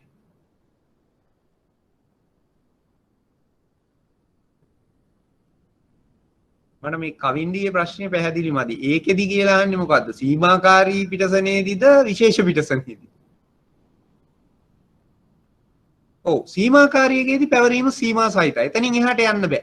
දැන් අමල් පෙරේරා විසින් බන්දුලට පමණක් ගෙවන්න කියලා සීමාවක් සහිතව සීමා කරලා පිටසන් කරලා බන්දුලට දුන්නොත් බන්දුල පැමිණ අනලදුගෙන් මුදල් ලබා ගන්න ඕන. වෙන කිසි කෙනෙකුට ඒට මුදල් ගෙවන්න බෑ. ඒක තමයි සීමාකාරී කියලා කියන්නේ. විශේෂ පිටසන කියන්නේ විශේෂයෙන් නමක් සඳහන් කරලා ඔහුට ගෙවන්න කියලා කියනකොට ඔහුගේ පිටසන සහිතව තමයි තුන්වෙනි පාර්ශවයකට ගෙවන්න වෙන්නේ. එතකොට දැන් අපි හිතමු සාමාන්‍ය පිටසන කියලා කියමු. මේක ආයි මම පොඩ්ඩක් පැහැදිලි කරන්නම් උදාහරණයකින්. අමල් පෙරරා කියන පුද්ගලයාට ආදායකයා විදියට සඳහන් කරපු චෙක්පත අමල් පෙරරා පිටසන් කරලා දෙනවා B ට. හිස් පිටසන. මුකුත් නැහැ අමල් පෙරරා නිකන් අමල් පෙරරා කියලා ලියලා වෙන කිසිම කතාවක් නොලිය වන්දුලට දෙනවා. වන්දුලෝක සරට්ට දෙනවා. එයත් මුකුත් ලියන්නේ. සරත් නිමල්ට දෙනවා. එයත් මුකුත් ලියන්නේ. නිමල් අරන් බැංකුවට ආවොත් මේක සාමාන්‍ය පිටසන නම් තියෙන්නේ පළවෙනි අවස්ථාවේ හිස් පිටසන නම්. මේක කියන්නේ හිස් පිටසන. හිස් පිටසන නම් තියෙන්නේ බැංකුව මේක අරන් ආවේ නිමල්ද අමල්ද කමල්ද කිසි කෙනෙක් හොයන්නේ. අපි බලන්නේ අමල් සිල්වාගේ අමල් පෙරරාගේ පිටසන තියෙනම් අපි යවුන කෙනෙකුට මුදල් ගෙවන. මොකද අපිට කිසිම කොන්දේසියක් නැහැ. එහෙම නැත්නම් කිසිම ආකාරයක අපිට ලබා දීලා නැහැ.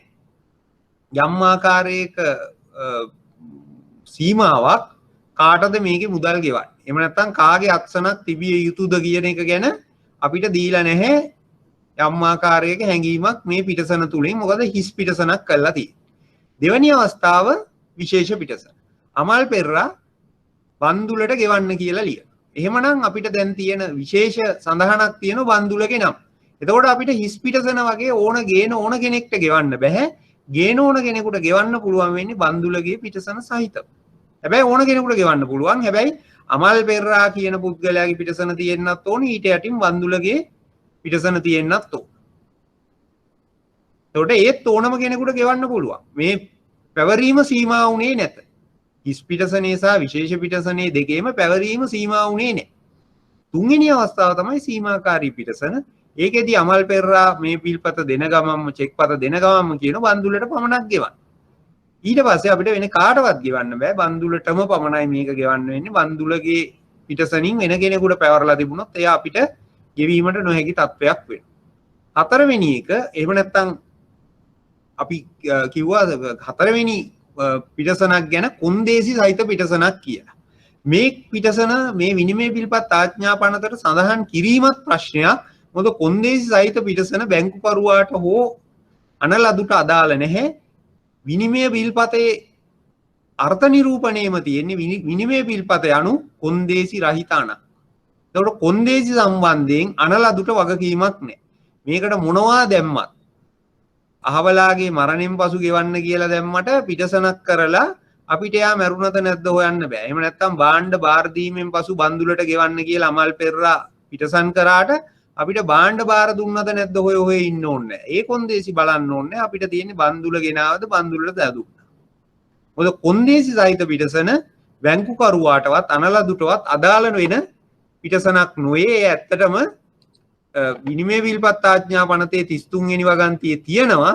නමුත් මේ සම්බන්ධයෙන් අනලදුට හෝ බැංකුකරුට සිදු කළ යුතු ක්‍රියාවක් නැහැ. ඒ කියන්නේ ඇත්තටම මෙම පිටසනෙන් අනලදුට එහෙම නැත්නම් බැංකුකරුට වගකීමක් නැහැ. ඒ නිසා මේකේ ප්‍රතිපාදනයේ තිබුණාට මේක ක්‍රියාත්මක වීමක් නැහැ. ඒ නිසා ඒක ඇත්තටම මේ විනිමය විල්පත් ආඥා පනතට ඇතුළත් කිරීමෙන් අනලදුට හෝ අනකරුට ඒ පිළිබඳව අනලදුගෙන් ප්‍රශ්න කිරීමට හැකියාවක් නැති ප්‍රතිපාදනයක්. ඒ නිසා ඒ අත්‍යවශ්‍ය ඒ කියන්නේ අනවශ්‍ය ප්‍රතිපාදනයක් විදිහට තමයි අපිට හඳුන්වන්න වෙන්නේ විනිමය විල්පත් ආඥා පනතේ තියෙන. ඒතකොට අර අපිට එහෙනම් වැදගත් වෙන්නේ බැංකුකරුවාට පිටසන් 4ක් තිබුණට හිස් විශේෂ සීමාකාරී පිටසන පමණයි බැංකුකරුවාට එහෙම නැත්නම් අනලදුට අදාළ වෙන්නේ. කොන්දේසි සහිත පිටසන අදාළ වෙන්නේ නැති පිටසන. හැබැයි මම කිව්වා කලිනුත් මේ මගේ ජීවිතෙත් මම හිස් පිටසන පමණයි දැනට දැකලා තියෙන්නේ.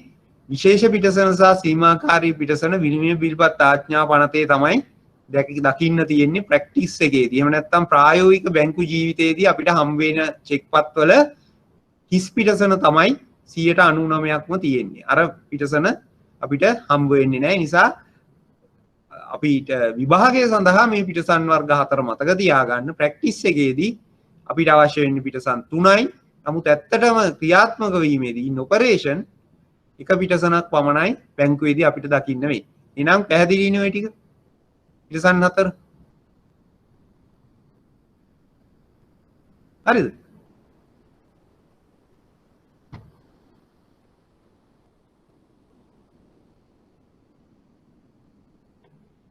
හරි. අපි ඊගාවට යමු විනිමය බිල්පතක පිළිගැන්වීම සම්බන්ධයෙන්. එහෙම නැත්නම් ගෙවීමට ඉදිරිපත් කිරීම සම්බන්ධයෙන්.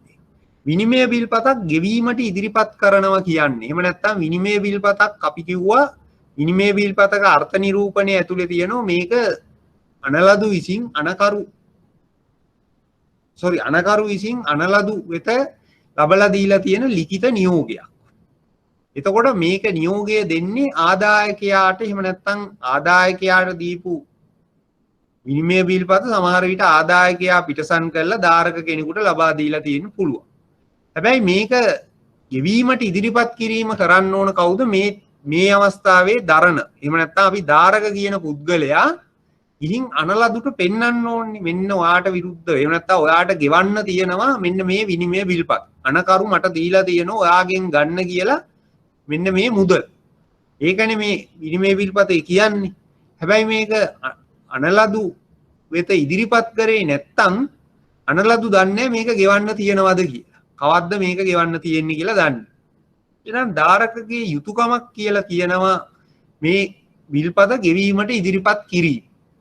එතකොට ඒ ගෙවීමට ඉදිරිපත් කරපු අවස්ථාවේදී තමයි අනලදු ප්‍රතිග්‍රහණය කරන්නේ. ප්‍රතිග්‍රහණය කියලා කියන්නේ මේ ගෙවීමට එකඟ වෙන බවට විනිමය බිල්පතේ සඳහන් කරන ප්‍රතිග්‍රහණය කළෙමි කියලා අනලදු තමන්ගේ අත්සන යොදන. එතකොට අනලදු විනිමය බිල්පතේ අත්සන කරන්නේ නැතුව හිටියොත් එයාට වගකීමක් එන්නේ නැහැ කියලා අපි කිව්වා බිල්පතක අත්සන සම්බන්ධ ප්‍රතිපාදනය අනුව. අනලදු විනිමය බිල්පතකට ගෙවීමට වගකීමට ලක්වන්නේ තමා ප්‍රතිග්‍රාහක විදිහට ප්‍රතිග්‍රහණය කළෙමි කියලා අත්සන් කරාට පසු. එසේ අත්සන් නොකිරීමෙන් එහෙම අත්සන් කරලා නැත්නම් ඔහුට වගකීමක් නැහැ. එහෙනම් එයාට ඒක ප්‍රතිග්‍රහණය කරන්න නම් ධාරක විසින් අනලදු වෙත මේ ඉදිරිපත් කරන්න ඕන. ඉදිරිපත් කරනවා කියන්නේ ධාරක අනලදු වෙත මේ බිල්පත ගෙනත් ඉදිරිපත් කරන්න ඕන මේ ගෙවීම සිද්ධ කරන්න කියලා. එතකොට ඒ සම්බන්ධයෙන් තමයි මේ ගෙවීමට ඉදිරිපත් කිරීමේ ප්‍රතිපාදනයේ තියෙන්නේ. එතකොට විනිමය බිල්පත් ආඥා පනතේ 39 වෙනි වගන්තිය කියලා තියෙන්නේ ගෙවීම සඳහා ඉදිරිපත් කිරීම ධාරකගේ යුතුයකම. එතකොට ඒ ගෙවීමට ඉදිරිපත් කරන්නේ කොයි වෙලාවෙදීද? එහෙම නැත්නම් කොහොමද කියන එකත් මෙම ප්‍රතිපාදනයේ තියෙනවා. විනිමය බිල්පත කල් පිරුණාට පස්සේ. ඒ කියන්නේ විනිමය බිල්පත කල් පිරුණාට පස්සේ තමයි ගේන්න ඕන අනලදු ගාවට. අනලදුගේ පදිංචි ස්ථානයට හෝ ව්‍යාපාරික ස්ථානයේදී තමයි මේ පිළිගැන්වීම කරන්න වෙන්නේ. එසේ කරොත් පමණයි මෙය නිවැරදි පිළිගැන්වීමක් විදිහට අපිට විනිමය විල්පත් ආඥා පනත අනුව පිළිගන්න වෙන්නේ. එතකොට ඒ ටික පැහැදිලිනේ. ඊගාවට විනිමය විල්පත් ආඥා පනතේ 41 වෙනි වගන්තියේ තියෙන විනිමය විල්පතක් පිළිගැන්වීමේ රීතිය. මොකද්ද රීතිය? ධාරක හෝ ඔහුගේ නියෝජිතයා. එක්කෝ ධාරක එහෙම නැත්නම් ඔහුගේ නියෝජිතයා මේක ගේන්න පුළුවන්. ධාරක වෙනුවට මට මගේ නම ආදායකයා විදියට සඳහන් කරලා තියෙන එකක් මම ධාරකත් වෙන අවස්ථාවක මට ගේන්න පුළුවන්. නැත්නම් මගේ නියෝජිතයාට මෙය අනලදු වෙත ගේන්න පුළුවන් පිළිගැන්වීම සඳහා. ඊගාවට ව්‍යාපාරික වේලාවක් තුල ව්‍යාපාරික වේලාවක් කියලා කියන්නේ අපි සාමාන්‍යයෙන් විනිමය විල්පත් ආඥා පනතෙන් බැංකු කවර් වෙනවා. එතකොට බැංකුවක නම් ව්‍යාපාරික වේලාවක් කියලා කියන්නේ බැංකුවක් රාජකාරී කටයුතු කරන වේලාව. කීයේ ඉඳලා කීය වෙනකන්? ව්‍යාපාරික වේලාව කියන්නේ උදේ 8 ඉඳලා හවස 6. එහෙමද? සාමාන්‍ය බැංකුව වල වැඩ කරන අය කියන්න බල.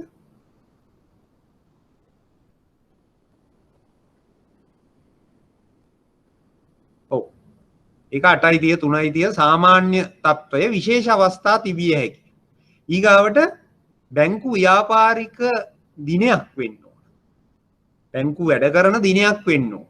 දැන් මේක විනිමය බිල්පත් ආඥා පනත 1000 කොයි කාලෙද මතක නම් කියන්න. විනිමය බිල්පත් ආඥා පනත ලංකාවට නීතියක් විදියට සම්මත වෙන්නේ මොන අවුරුද්දේද? 1927. එතකොට ඒ කාලේ මූල්‍ය ආයතනවල වැඩ කරන දින සහ වේලාවන් විදියට තියෙන්නේ ඒ කාලේදී අනුව නම් වැඩ කරන දින වෙන්නේ සතියේ දින 5 පමණයි. සතියේ වැඩ කරන දින 5 විදියට සලකන සඳුදා සිට සිකුරාදා පමණයි. ඒ වගේම බැංකු ව්‍යාපාර කරන වේලාව කියන එක කාලෙන් කාලට වෙනස් වුණා. මුල් අවස්ථාවේදී පැය 4ක් පමණයි බැංකු විවෘත කරේ මහ ජනතාවට. දැන් මේ වෙනකොට බැංකු වල තියෙන කියන්නේ අපේ අලෙවිකරණ උපක්‍රම මගින් මේ තත්ත්වයන් වෙනස් කර. සමහර බැංකු දින 7ම අරිනෝ, පැය 24ම අරිනෝ. එතකොට මේක ඕනෑම අවස්ථාවක් නේ.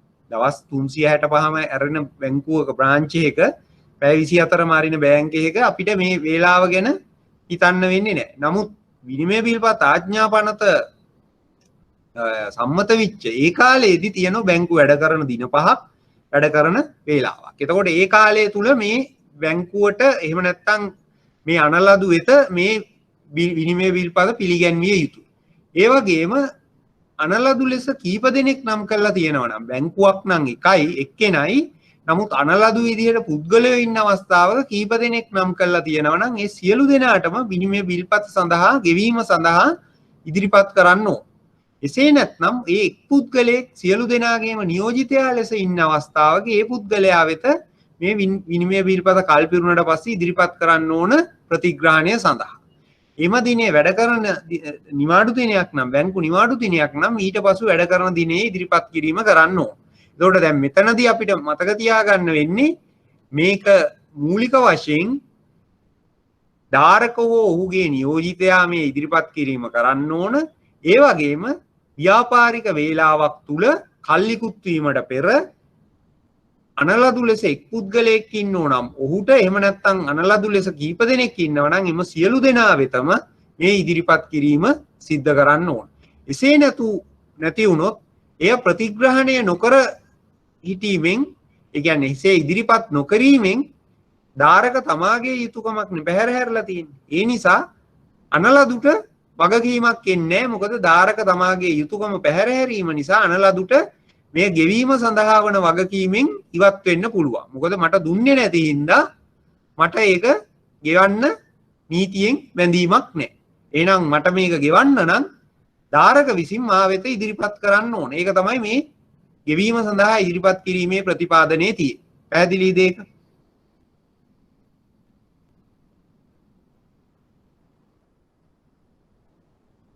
පැහැදිලි ඕ නැත? මොකද ඒක එච්චර අමාරු ප්‍රතිපාදනයක් නෙවෙයි. නමුත් මට මේ ඕන වෙන්නේ ඕගොල්ලෝගේ ප්‍රැක්ටිකලි මේ විනිමය බිල්පත් ආඥා පනතේ ප්‍රතිපාදන කොහොමද දැන් ඊගාවට අපි චෙක් ගැන කතා කරනකොට මේක හොඳටම දැනගෙන ඉන්න ඕනේ. ඒකයි මේ හැම එකක්ම පොඩි කින් එකට පැහැදිලිද කියලා අහන්නේ. පැහැදිලිද නැද්ද? ඕකේ.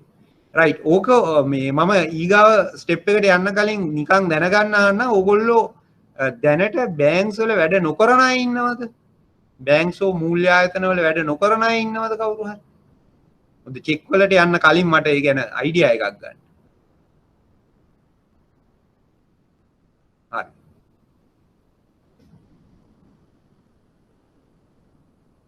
වැඩි දෙනෙක් නෑ වගේ නේ.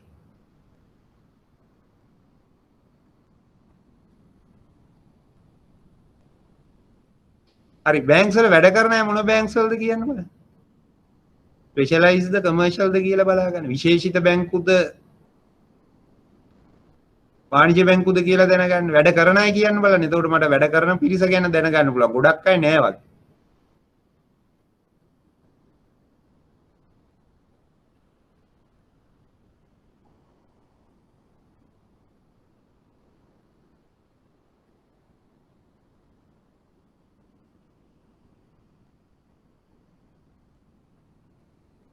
විශේෂිත බැංකු වල අය අඩුයි.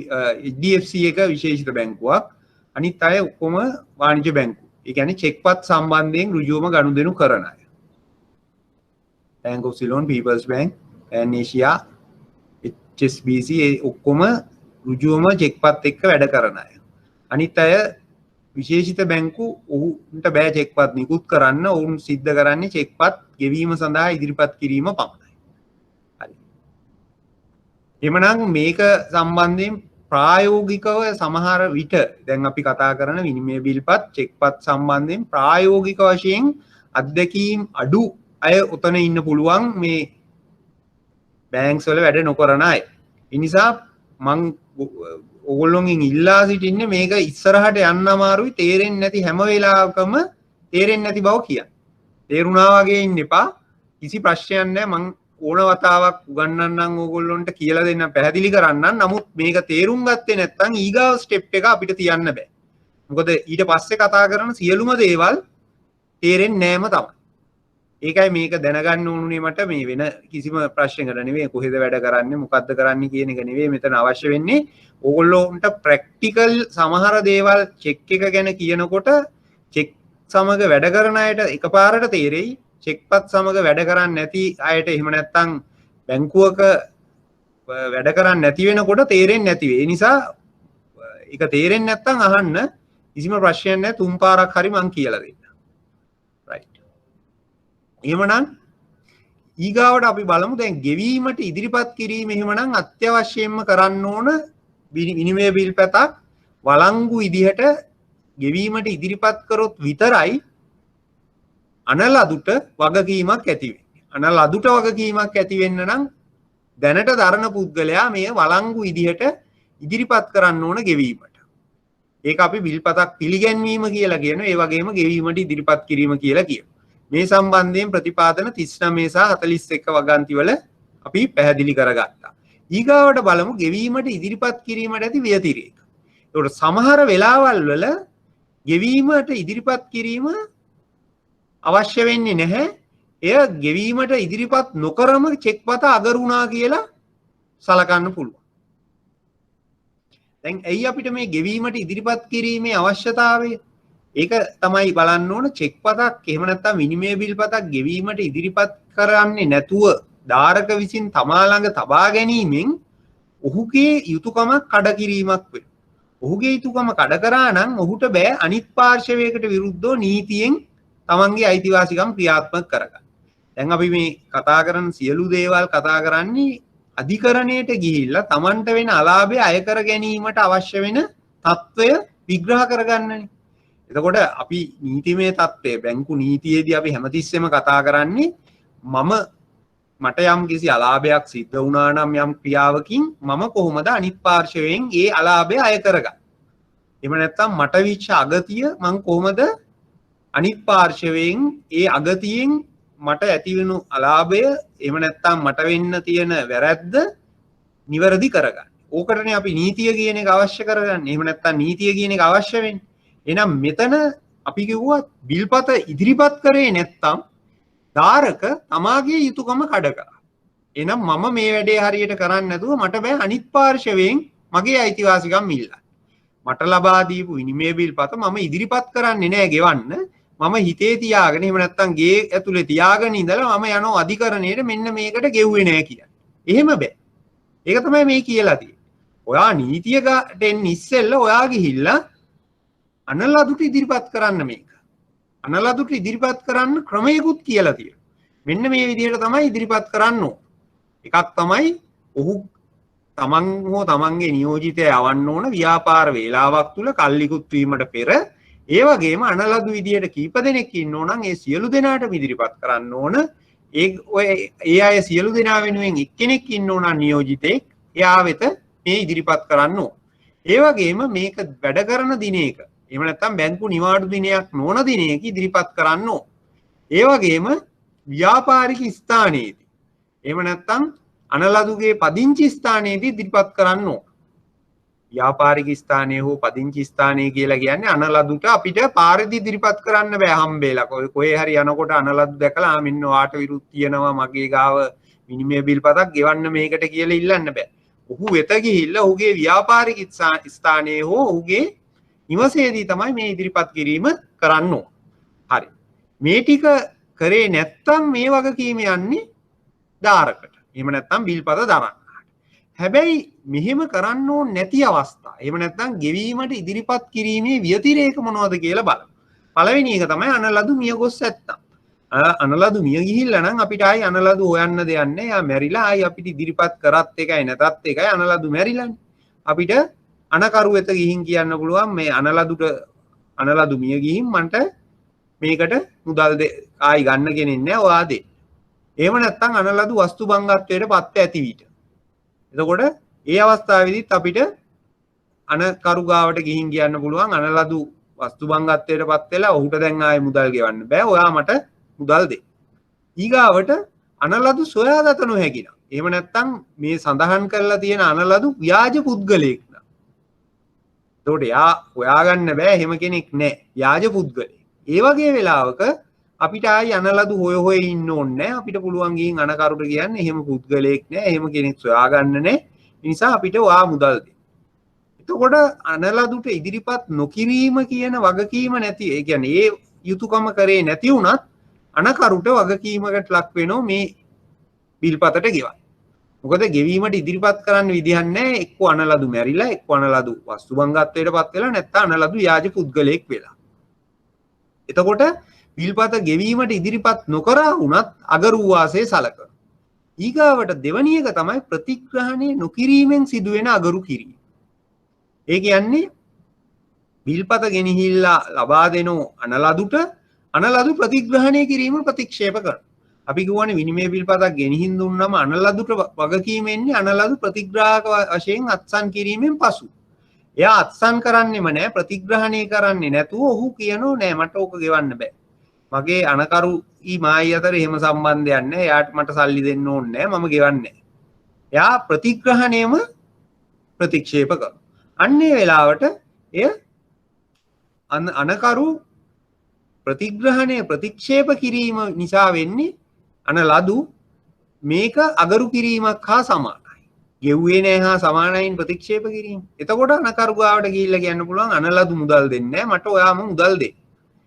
එතකොට අපිට අනකරුට පිටසන්කරුවන්ට එරෙහිව තම අයිතිය ක්‍රියාත්මක කිරීමේ හැකියාව වෙනෝ ධාරකට. එක්ක අනකරුට නැත්තම් ඔහුට ලබා දෙන්න කලින් බිල්පතේ පිටසන් කරලා තියෙන අයටත් මේ වගකීම යනවා. ඒ කියන්නේ ඔහු ගාවට එන්න කලින් පිටසන් කරලා තියෙන අය පිටසන් කිරීමෙන් අනකරු විසින් මුදල් අනකලදුගෙන් ලබාගෙන ආදායකයාට ලබා දෙන බවට වන පොරොන්දුවක්නේ පිටසන් කරලා ලබා දීලා තියෙන්නේ. එතකොට පිටසන්කරුවන්ටත් එනෝ වගකීම අනකරුට වගේම. මේ අනලදු මේ බිල්පත ප්‍රතිග්‍රහණය නොකිරීම. පැහැදිලිනේ? ඊගාව එක තමයි ඔන්දේසි සහිත ප්‍රතිග්‍රහණයක් වුණත් ධාරකට ප්‍රතික්ෂේප කරන්න පුළුවන්. මොකද විනිමය විල්පත් ආඥා පනතේ මේ කොන්දේසි කියන එක රහිත විය යුතුයි හැමතිස්සෙම. එහෙනම් කොන්දේසියක් දාලා ප්‍රතිග්‍රහණයක් කරොත් මම භාණ්ඩ විකුණලා ඉවර වෙලා සල්ලි දෙන්න. එහෙම කියලා ප්‍රතිග්‍රහණය කරලා බෑ. යාට ප්‍රතිග්‍රහණය කිරීම තියෙන්නේ කොන්දේසි රහිතව. එහෙම කොන්දේසි දාපු ගමන් මෙය යම් ආකාරයක අගරු කිරීමක් විදිහට තමයි සලකා බලන්නේ. එතකොට කොන්දේසියක් කියලා කියන්නේ එක්ක කොන්දේසියක් සහිතව ගෙවීමට එකඟ වීම, නැත්නම් වටිනාකමෙන් කොටසක් ගෙවීම, නැත්නම් නිශ්චිත ස්ථානයක් හෝ අනලදු පුද්ගලයන් කිහිප දෙනෙක් ඉන්න වෙලාවට එක්කෙනෙක් විතරක් කොන්දේසියක් දානවා. අනිත් අය කොන්දේසියක් නොදැම්මත් එක්කෙනෙක් කොන්දේසියක් දැම්මත් එය ප්‍රතිග්‍රහණය නොකර අගරු කිරීමක්සේ සලකන්න පුළුවන් කියලා විනිමය විල්පත් ආඥා පනතේ 44 වෙනි වගන්තියේ තියෙනවා. එතකොට යම් අවස්ථාවක මේ ගෙවීමට ඉදිරිපත් කරන්න අවශ්‍ය වෙන්නේ නැහැ මේ විදිහට ප්‍රතිග්‍රහණය ප්‍රතික්ෂේප වුණොත්. එතකොට එය ගෙවීමට ඉදිරිපත් කිරීමට කලින්ම අගරු වාසේ සලකනවා. පැහැදිලිද මෙතෙන්ට එනක?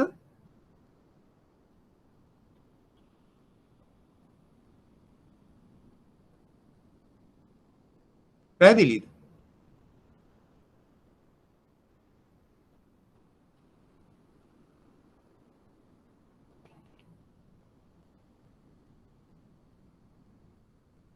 මොකක්ද අන්තිම කරුණ? අන්තිම කරුණ කියන්නේ මොකක්ද? කොන්දේසි සහිත. හරි. අපි කිව්වේ විනිමය බිල්පතක් කියන්නේ කොන්දේසි රහිත අණ. එහෙනම් අනකරු අනලදුට ලබා දෙන්නේ කොන්දේසියක් නෑ. ඔයා ගෙවන්න. ගෙවනු කියලානේ කිව්වේ. එහෙනම් අනලදු ගාවට ගෙනිච්චම ආදායකයා එහෙම නැත්නම් මේ දරන දාරක විනිමය බිල්පත ගෙනිහින් දෙනකොට අපි හිතමු මේ සිද්ධිය මම ප්‍රැක්ටිකල් එක්සාම්පල් එකකින් කියන්න. A B ගෙන් භාණ්ඩ ලබා ගන්න. A B ගෙන් භාණ්ඩ ලබාගෙන A B ට දෙනෝ චෙක් එකක්. දැන් B ගෙන් ගත්ත බඩු ටික A ගාව තියනෝ A දීලා තියනෝ චෙක් එකක් B ට. එතකොට යම් ආකාරයක මේක දැන් අපි තවත් මේක සරල කරගමු. බැංකුවක් නැතුව පුද්ගලයෝම තුන් දෙනෙක්. A ගෙන් B භාණ්ඩ අරගෙන B විකුණලා Aට සල්ලි දෙන්නම් කියලා පොරොන්දු වෙනවා. A ගෙන් B භාණ්ඩ අරගෙන B විකුණලා Aට සල්ලි දෙන්නම් කියලා පොරොන්දු වෙනවා. පළවෙනිද භාණ්ඩ ගන්නවා 15 වෙනිද සල්ලි දෙන්නම් කියලා පොරොන්දු වෙනවා.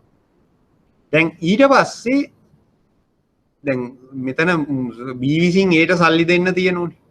ඊට පස්සේ ඒ තව කෙනෙකුට දෙන්න තියෙනවා සීට සල්ලි. ඒ ගානම කියලා හිතමු ලක්ෂයක් තමයි A ගෙන් භාණ්ඩ අරගෙන B ඒට ගෙවන්න පොරොන්දු වෙනවා ලක්ෂයක් 15 වෙනිදාට.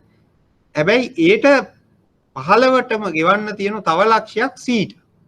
දැන් ඇත්තටම B ඒට ඒ ලක්ෂය දුන්නාම ඒ කරන්නේ ඒක සීට දෙන එකනේ. ඒ වෙනුවෙන් ඒ දෙනව විනිමය බිල්පතක් අනකරු විදිහට ඒ මට හම්බෙන්න තියෙන ලක්ෂේ C ධාරක විදිහට එහෙම නැත්නම් ආදායකයා විදිහට නම් කරලා ධාරක විදිහට එයාට දෙන විනිමය බිල්පතක් ඔයා B ගෙන් ගිහින් 15 වෙනිදා මේ සල්ලි ටික ගන්න. හරිනේ. දැන් 15 C ගිහිල්ලා B ගාවට ගියාම ප්‍රතිග්‍රහණය කරන එකනේ කරන්න ඕන. මම ගෙවනවා කියලා ප්‍රතිග්‍රහණය කළෙමි කියලා අත්සන් කිරීම වෙනුවට එයා කියනවා මට අරය දීපු බඩු ටික තාම විකුණුන්නේ නැහැ. බඩු විකුණුණාට පස්සේ මම මේ ටික ගෙවන්න. භාණ්ඩ විකිණීමෙන් පසු මා මේ ගෙවන්නම් කියලා ප්‍රතිග්‍රහණය කරන්න දාන කොන්දේසියක්. භාණ්ඩ විකිණීමෙන් පසු මා මේ ප්‍රතිග්‍රහණය කරන්න. අන්න ඒක තමයි කොන්දේසි සහිත ප්‍රතිග්‍රහණය කියන්නේ. එතකොට සීට කියන්න පුළුවන් මේ කොන්දේසි සහිත ප්‍රතිග්‍රහණය කියන එක නීතිය ඉදිරියේ පිළිගන්නේ නැහැ. ඔයාට තියෙන එක්ක ප්‍රතිග්‍රහණය කරන්න එක්ක අගරු කරන්න. එක්ක ප්‍රතිග්‍රහණය නොකරයි. ප්‍රතිග්‍රහණය කොන්දේසියක් දැමීමෙන්ම සිදුවන්නේ ප්‍රතිග්‍රහණය නොකිරීමක් හා සමානයි. අන්න ඒක තමයි මේ කොන්දේසි සහිත ප්‍රතිග්‍රහණය කියලා කියන්නේ. පැහැදිලිද?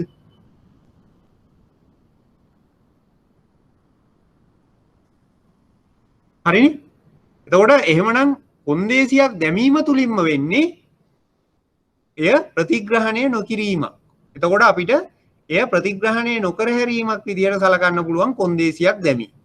එතකොට දැන් මෙතෙන්ට එනකන් අපි කතා කරේ තාම ගෙවීම සම්බන්ධයෙන් කතාව නෙවෙයි. ගෙවීමට ඉදිරිපත් කිරීම. ගෙවන්න ඉදිරිපත් කරාම අනලදු කරන්නේ එය ප්‍රතිග්‍රහණය කිරීම. ඊගාවට අපිට ප්‍රතිග්‍රහණය කරපු බිල්පතක් කොහොමද ගෙවීමට ඉදිරිපත් කරන්න කියලා බලමු.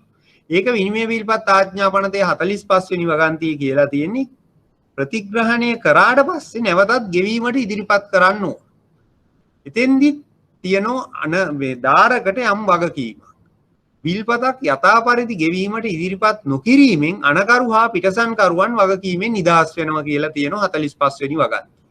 ඒ කියන්නේ බිල්පතක් යථා පරිදි ඉදිරිපත් ගෙවීමට ඉදිරිපත් කරන්නේ නැහැ කියන්නේ බිල්පතේ මෙයා ප්‍රතිග්‍රහණය කරන වෙලාවේ කියනවා හරි මට අරන් එන්න මම සල්ලි දෙන්නම් කියලා තමයි ප්‍රතිග්‍රහණය කෙලිමි කියලා ලියන්නේ.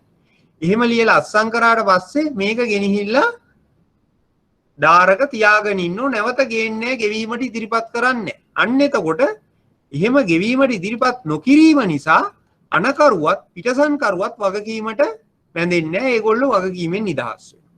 ඒ වගේම මේ ගෙවීමට ඉදිරිපත් කිරීමේ තියෙන යම් රීතීන් කීපයක්. බිල්පත අපි කලින් කතා කරේ ගෙවීමට ඉදිරිපත් කිරීමට තියෙන රීතීම තමයි ගෙවී ඒ කියන්නේ අපි බිල්පතක් ගෙවීම සඳහා ඉදිරිපත් කිරීම කියන එකයි බිල්පතක් ප්‍රතිග්‍රහණය සඳහා ඉදිරිපත් කිරීමේ රීතිය කියන එක දෙක එක වගේ.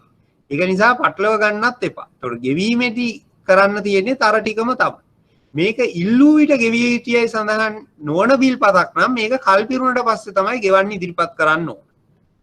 දැන් ඊමේ බිල්පතක් වෙන්න පුළුවන් එක්ක ඉල්ලූ විට ගෙවිය යුතු බිල්පතක් නැත්නම් නිශ්චිත දිනයක් සඳහන් කරලා. ඒතකොට ඉල්ලූ විට කියලා තියෙනවා නම් මේක ගෙනහිල්ලා දෙන ඕනෑම ඉල්ලන ඕන වෙලාවක බිල්පත ගෙවන්න බැඳිලා ඉන්නෝ අනලත්. හැබැයි මේකට දිනයක් තියෙනවා නම් ඒ දිනේ කල්පිරුණට පස්සේ තමයි ගෙනල්ලා ගෙවීම සඳහා ඉදිරිපත් කරන්න ඕන. පැහැදිලිද? එතකොට එසේ ගෙවීමට ඉදිරිපත් කරන්න කලක් තියෙන එකක් කලින් දුන්න කියලා වැඩක් නැහැ. ඒක කල්පිරුණට පස්සේ ඕනි ඉදිරිපත් කරන්න.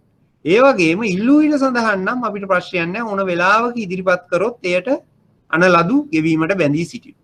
ඊගාවට ඉල්ලූ විට සඳහන් බිල්පතක් නිකුත් කිරීමෙන් හෝ පිටසන් කිරීමෙන් සාධාරණ කාලයක් තුල ඉදිරිපත් කරේ නැත්නම් අනලදු හිතනවා මෙම බිල්පත මුදල් ගැනීමට අවශ්‍ය නැති බිල්පතක් කියලා. ප්‍රතිග්‍රහණය කරා වුණාට මෙයා ගෙවීම සඳහා ඉදිරිපත් කරන්නේ නැහැ.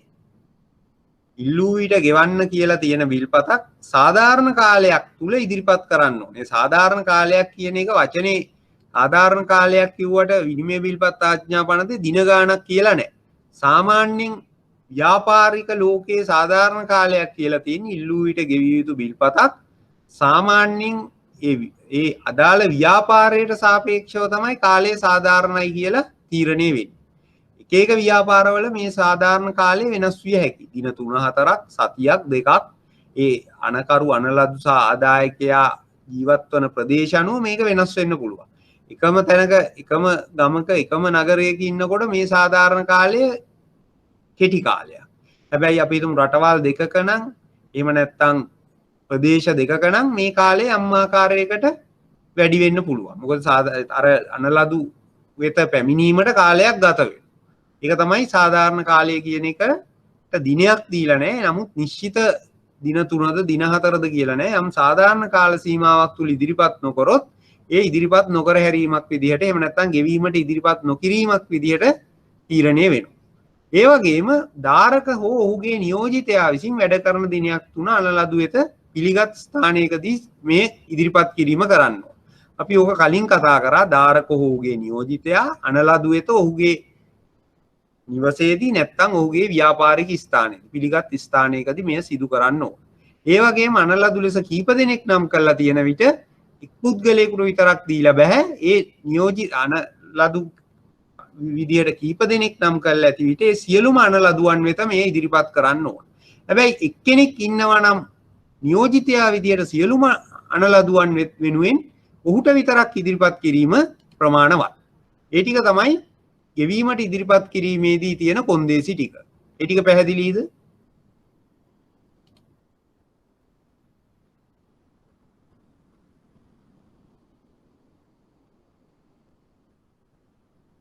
පැහැදිලිද?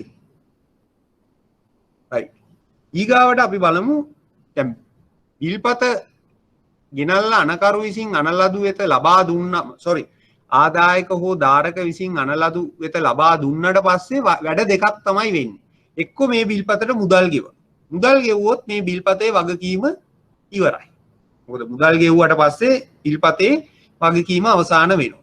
නිශ්චිත පුද්ගලයාට එහෙම නැත්නම් නිවැරදි අයිතිකරුට නියම හිමිකරුට මේ මුදල ලබා දුන්නට පස්සේ මේ හැම පාර්ශවයේම වගකීම අවසන් වෙනවා.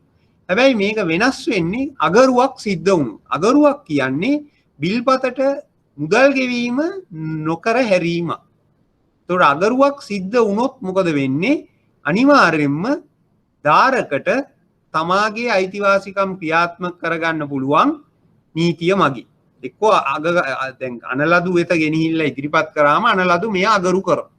එතකොට මේ අගරුව සිද්ධ වුණු වහාම මේ නිවැරදි ඒ කියන්නේ මේ අගරු නිවේදනය එහෙම නැත්නම් අගරුව නිවේදනය කරන්න ඕන ධාරක විසින් ඔහුට මේ බිල්පත ගනුදෙනු කළ පුද්ගලයා හරහා අනකරු වෙත. ඒ කියන්නේ ඔහුට ගනුදෙනු කරලා තියෙන්නේ එහෙම නැත්නම් පිටසන් කළ බාර දීපු කෙනෙක් නම් පිටසන් කරුවාට නැත්නම් පිටසන් නොකරන බිල්පතක් නම් පිටමු රැගෙන ඉන්නාට සඳහන් බිල්පතක් නම් බාර දීමෙන් පමණයිනේ මේක උවමාරු වෙන්නේ. පැවරීම සිද්ධ වෙන්නේ බාර දීමෙන්. එතකොට පිටසනක් නැහැ. එතකොට මේ බාර දීපු පුද්ගලයාට ගිහිල්ලා කියන්න ඕන මේක අගරු වුණා වහාම මේක අනකරු වෙත sannivedanaya කරන්න. එසේ ඊට ඉක්මනින් එහෙම නැත්නම් නිශ්චිත දිනයක් දක්වලා නැති වුණත් සාධාරණ කාලයක් තුල මෙම අගරුව sannivedanaya කරන්න. එතකොට අගරුව ලිඛිත වෙන්න ඕන. විනිමය බිල්පත ලිඛිත වුණා වගේම අගරුවත් ලිඛිත වෙන්න ඕන. සාමාන්‍ය විනිමය බිල්පතකම අගරු සටහන යොදන්න පුළුවන්. චෙක් පතක අපි කලින් චෙක් පතේම සඳහන් කරා.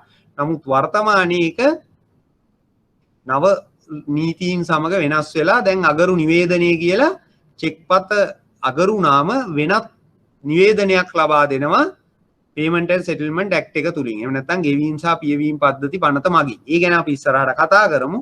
හැබැයි මතක තියාගන්න අගරුව ලිඛිතව sannivedanaya වෙන්න ඕන ධාරක පිටසන්කරුවන් එසේ නැත්නම් බාර දීමෙන් පවරුම් කරුවන් තුලින් අනකරු වෙත.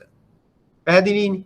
එසේ අගරුව sannivedanaya වුණොත් විතරයි මේ අගරුව නිවැරදි පරිදි පිටසන්කරුවන්ට සහ ධාරක වෙත sannivedanaya වුණායයි පිළිගන්නේ නීතිය. ඊගාවට එය ලිඛිත වෙන්න ඕන පුද්ගලිකව sannivedanaya වෙන්න ඕන. ඒ කියන්නේ පුද්ගලිකව ලිපියකින් එහෙම නැත්නම් ඔහු වෙත මෙය sannivedanaya කරලා තියෙන්න ඕන. ඒ වගේම අනකරුවෝ ඔහුගේ නියෝජිතයාට පිටසන්කරුට හෝ ඔහුගේ නියෝජිතයා හරහා මෙම අගරු නිවේදනය ලබා දෙන්න ඕන. ඒ වගේම අනකරුවන් සහ පිටසන්කරුවන් එක් අයෙකුට වඩා ඉන්නවා නම් සියලුම දෙනා වෙත මෙම අගරුව sannivedanaya වෙන්න ඕන. ඒ වගේම අගරුවෙන් සාධාරණ කාලයක් තුල අගරුව sannivedanaya කරන්න ඕන. ඒ කියන්නේ බිල්පත ගෙවීම පැහැර හැරලා අගරු කිරීමකට ලක් කරලා තියෙනවා නම් ඒ සාධාරණ කාලයක් තුල පිටසන්කරුවන් සහ අනකරු වෙත sannivedanaya කරන්න ඕන. සාධාරණ කාලයක් කියන එකට දිනයක් නැහැ. නමුත් ඒ ව්‍යාපාරය සිදු කරන ආකාරය එහෙම නැත්නම් ව්‍යාපාරික ස්ථානය සහ අනකරු අනලදු ජීවත් වන ස්ථාන අතර තියෙන දුර අනුව මේ සාධාරණ කාලය වෙනස් වෙන්න පුළුවන්. රටවල් දෙකක් අතර නම් මාසයක් වෙන්නත් පුළුවන් සාධාරණ කාලය. හැබැයි සමහර වෙලාවක එකම නගරයක නම් මේ දවස් 3ක් වගේ වෙන්නත් පුළුවන්. ඒතකොට ඒ හැම එකකම මේ සාධාරණ කාලය කියන එක නීතියේ තියෙනකොට ඒ පිළිබඳව අධිකරණය විසින් යම් යම් අවස්ථාවල් ලබා දීලා තියෙන නඩු තීන්දුව වලින් තමයි මේ සාධාරණ කාලය කියන එක අපිට අදහසක් විදියට ගන්න පුළුවන් වෙන්නේ. ඒකේ විවිධ අවස්ථාවල විවිධ ආකාරයට අර්ථ නිරූපණය කරලා තියෙනවා. ඔයගොල්ලන්ට මේ බැංකු කරුවා සහ ගනුදෙනු කරුවා අතර සම්බන්ධයේදී සාධාරණ කාලය කියන එක ආව එක් අවස්ථාවක් ගිණුමක් වසා දැමීම. මතකද දන්නේ? ගිණුමක් වසා දැමීම සඳහා බැංකුකරු ගනුදෙනුකරුට සාධාරණ කාලයක් ලබා දිය යුතුයි කියලා කතා කරන්නේ නැතිනේ. මං නෙවෙයි මිස දංගල්ල කතා කරන්නේ නැත්තේ. එතෙන්දි නඩුවක් කතා කරා. මොකද්ද නඩුව කියන්න බලන්න. හරියට අහගෙන හිටියනල්ලෝ කියන්න පුළුවන් වෙන්නේ.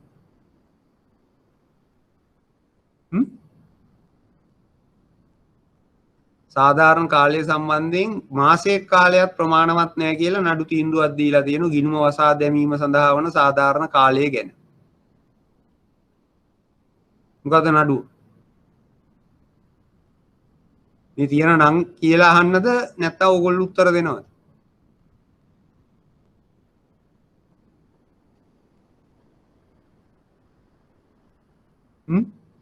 බලන්න පරන් ටියුට්ස් වලලා හරි කියන්න පස්සේ වෙලාවක දැන් වෙලා නැහැ 5 මාරට ළඟයි.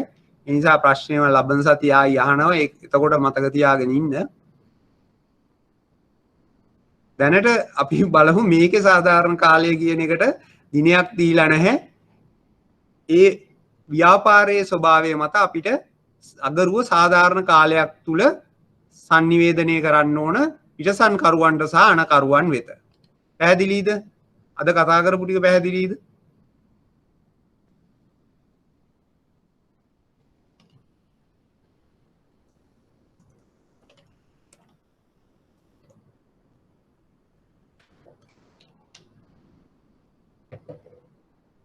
හරි.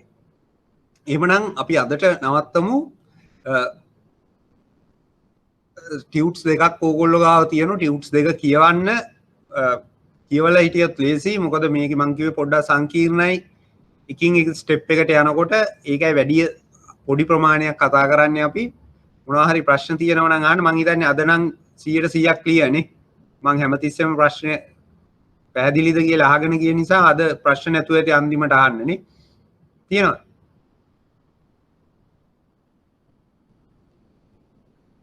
right okay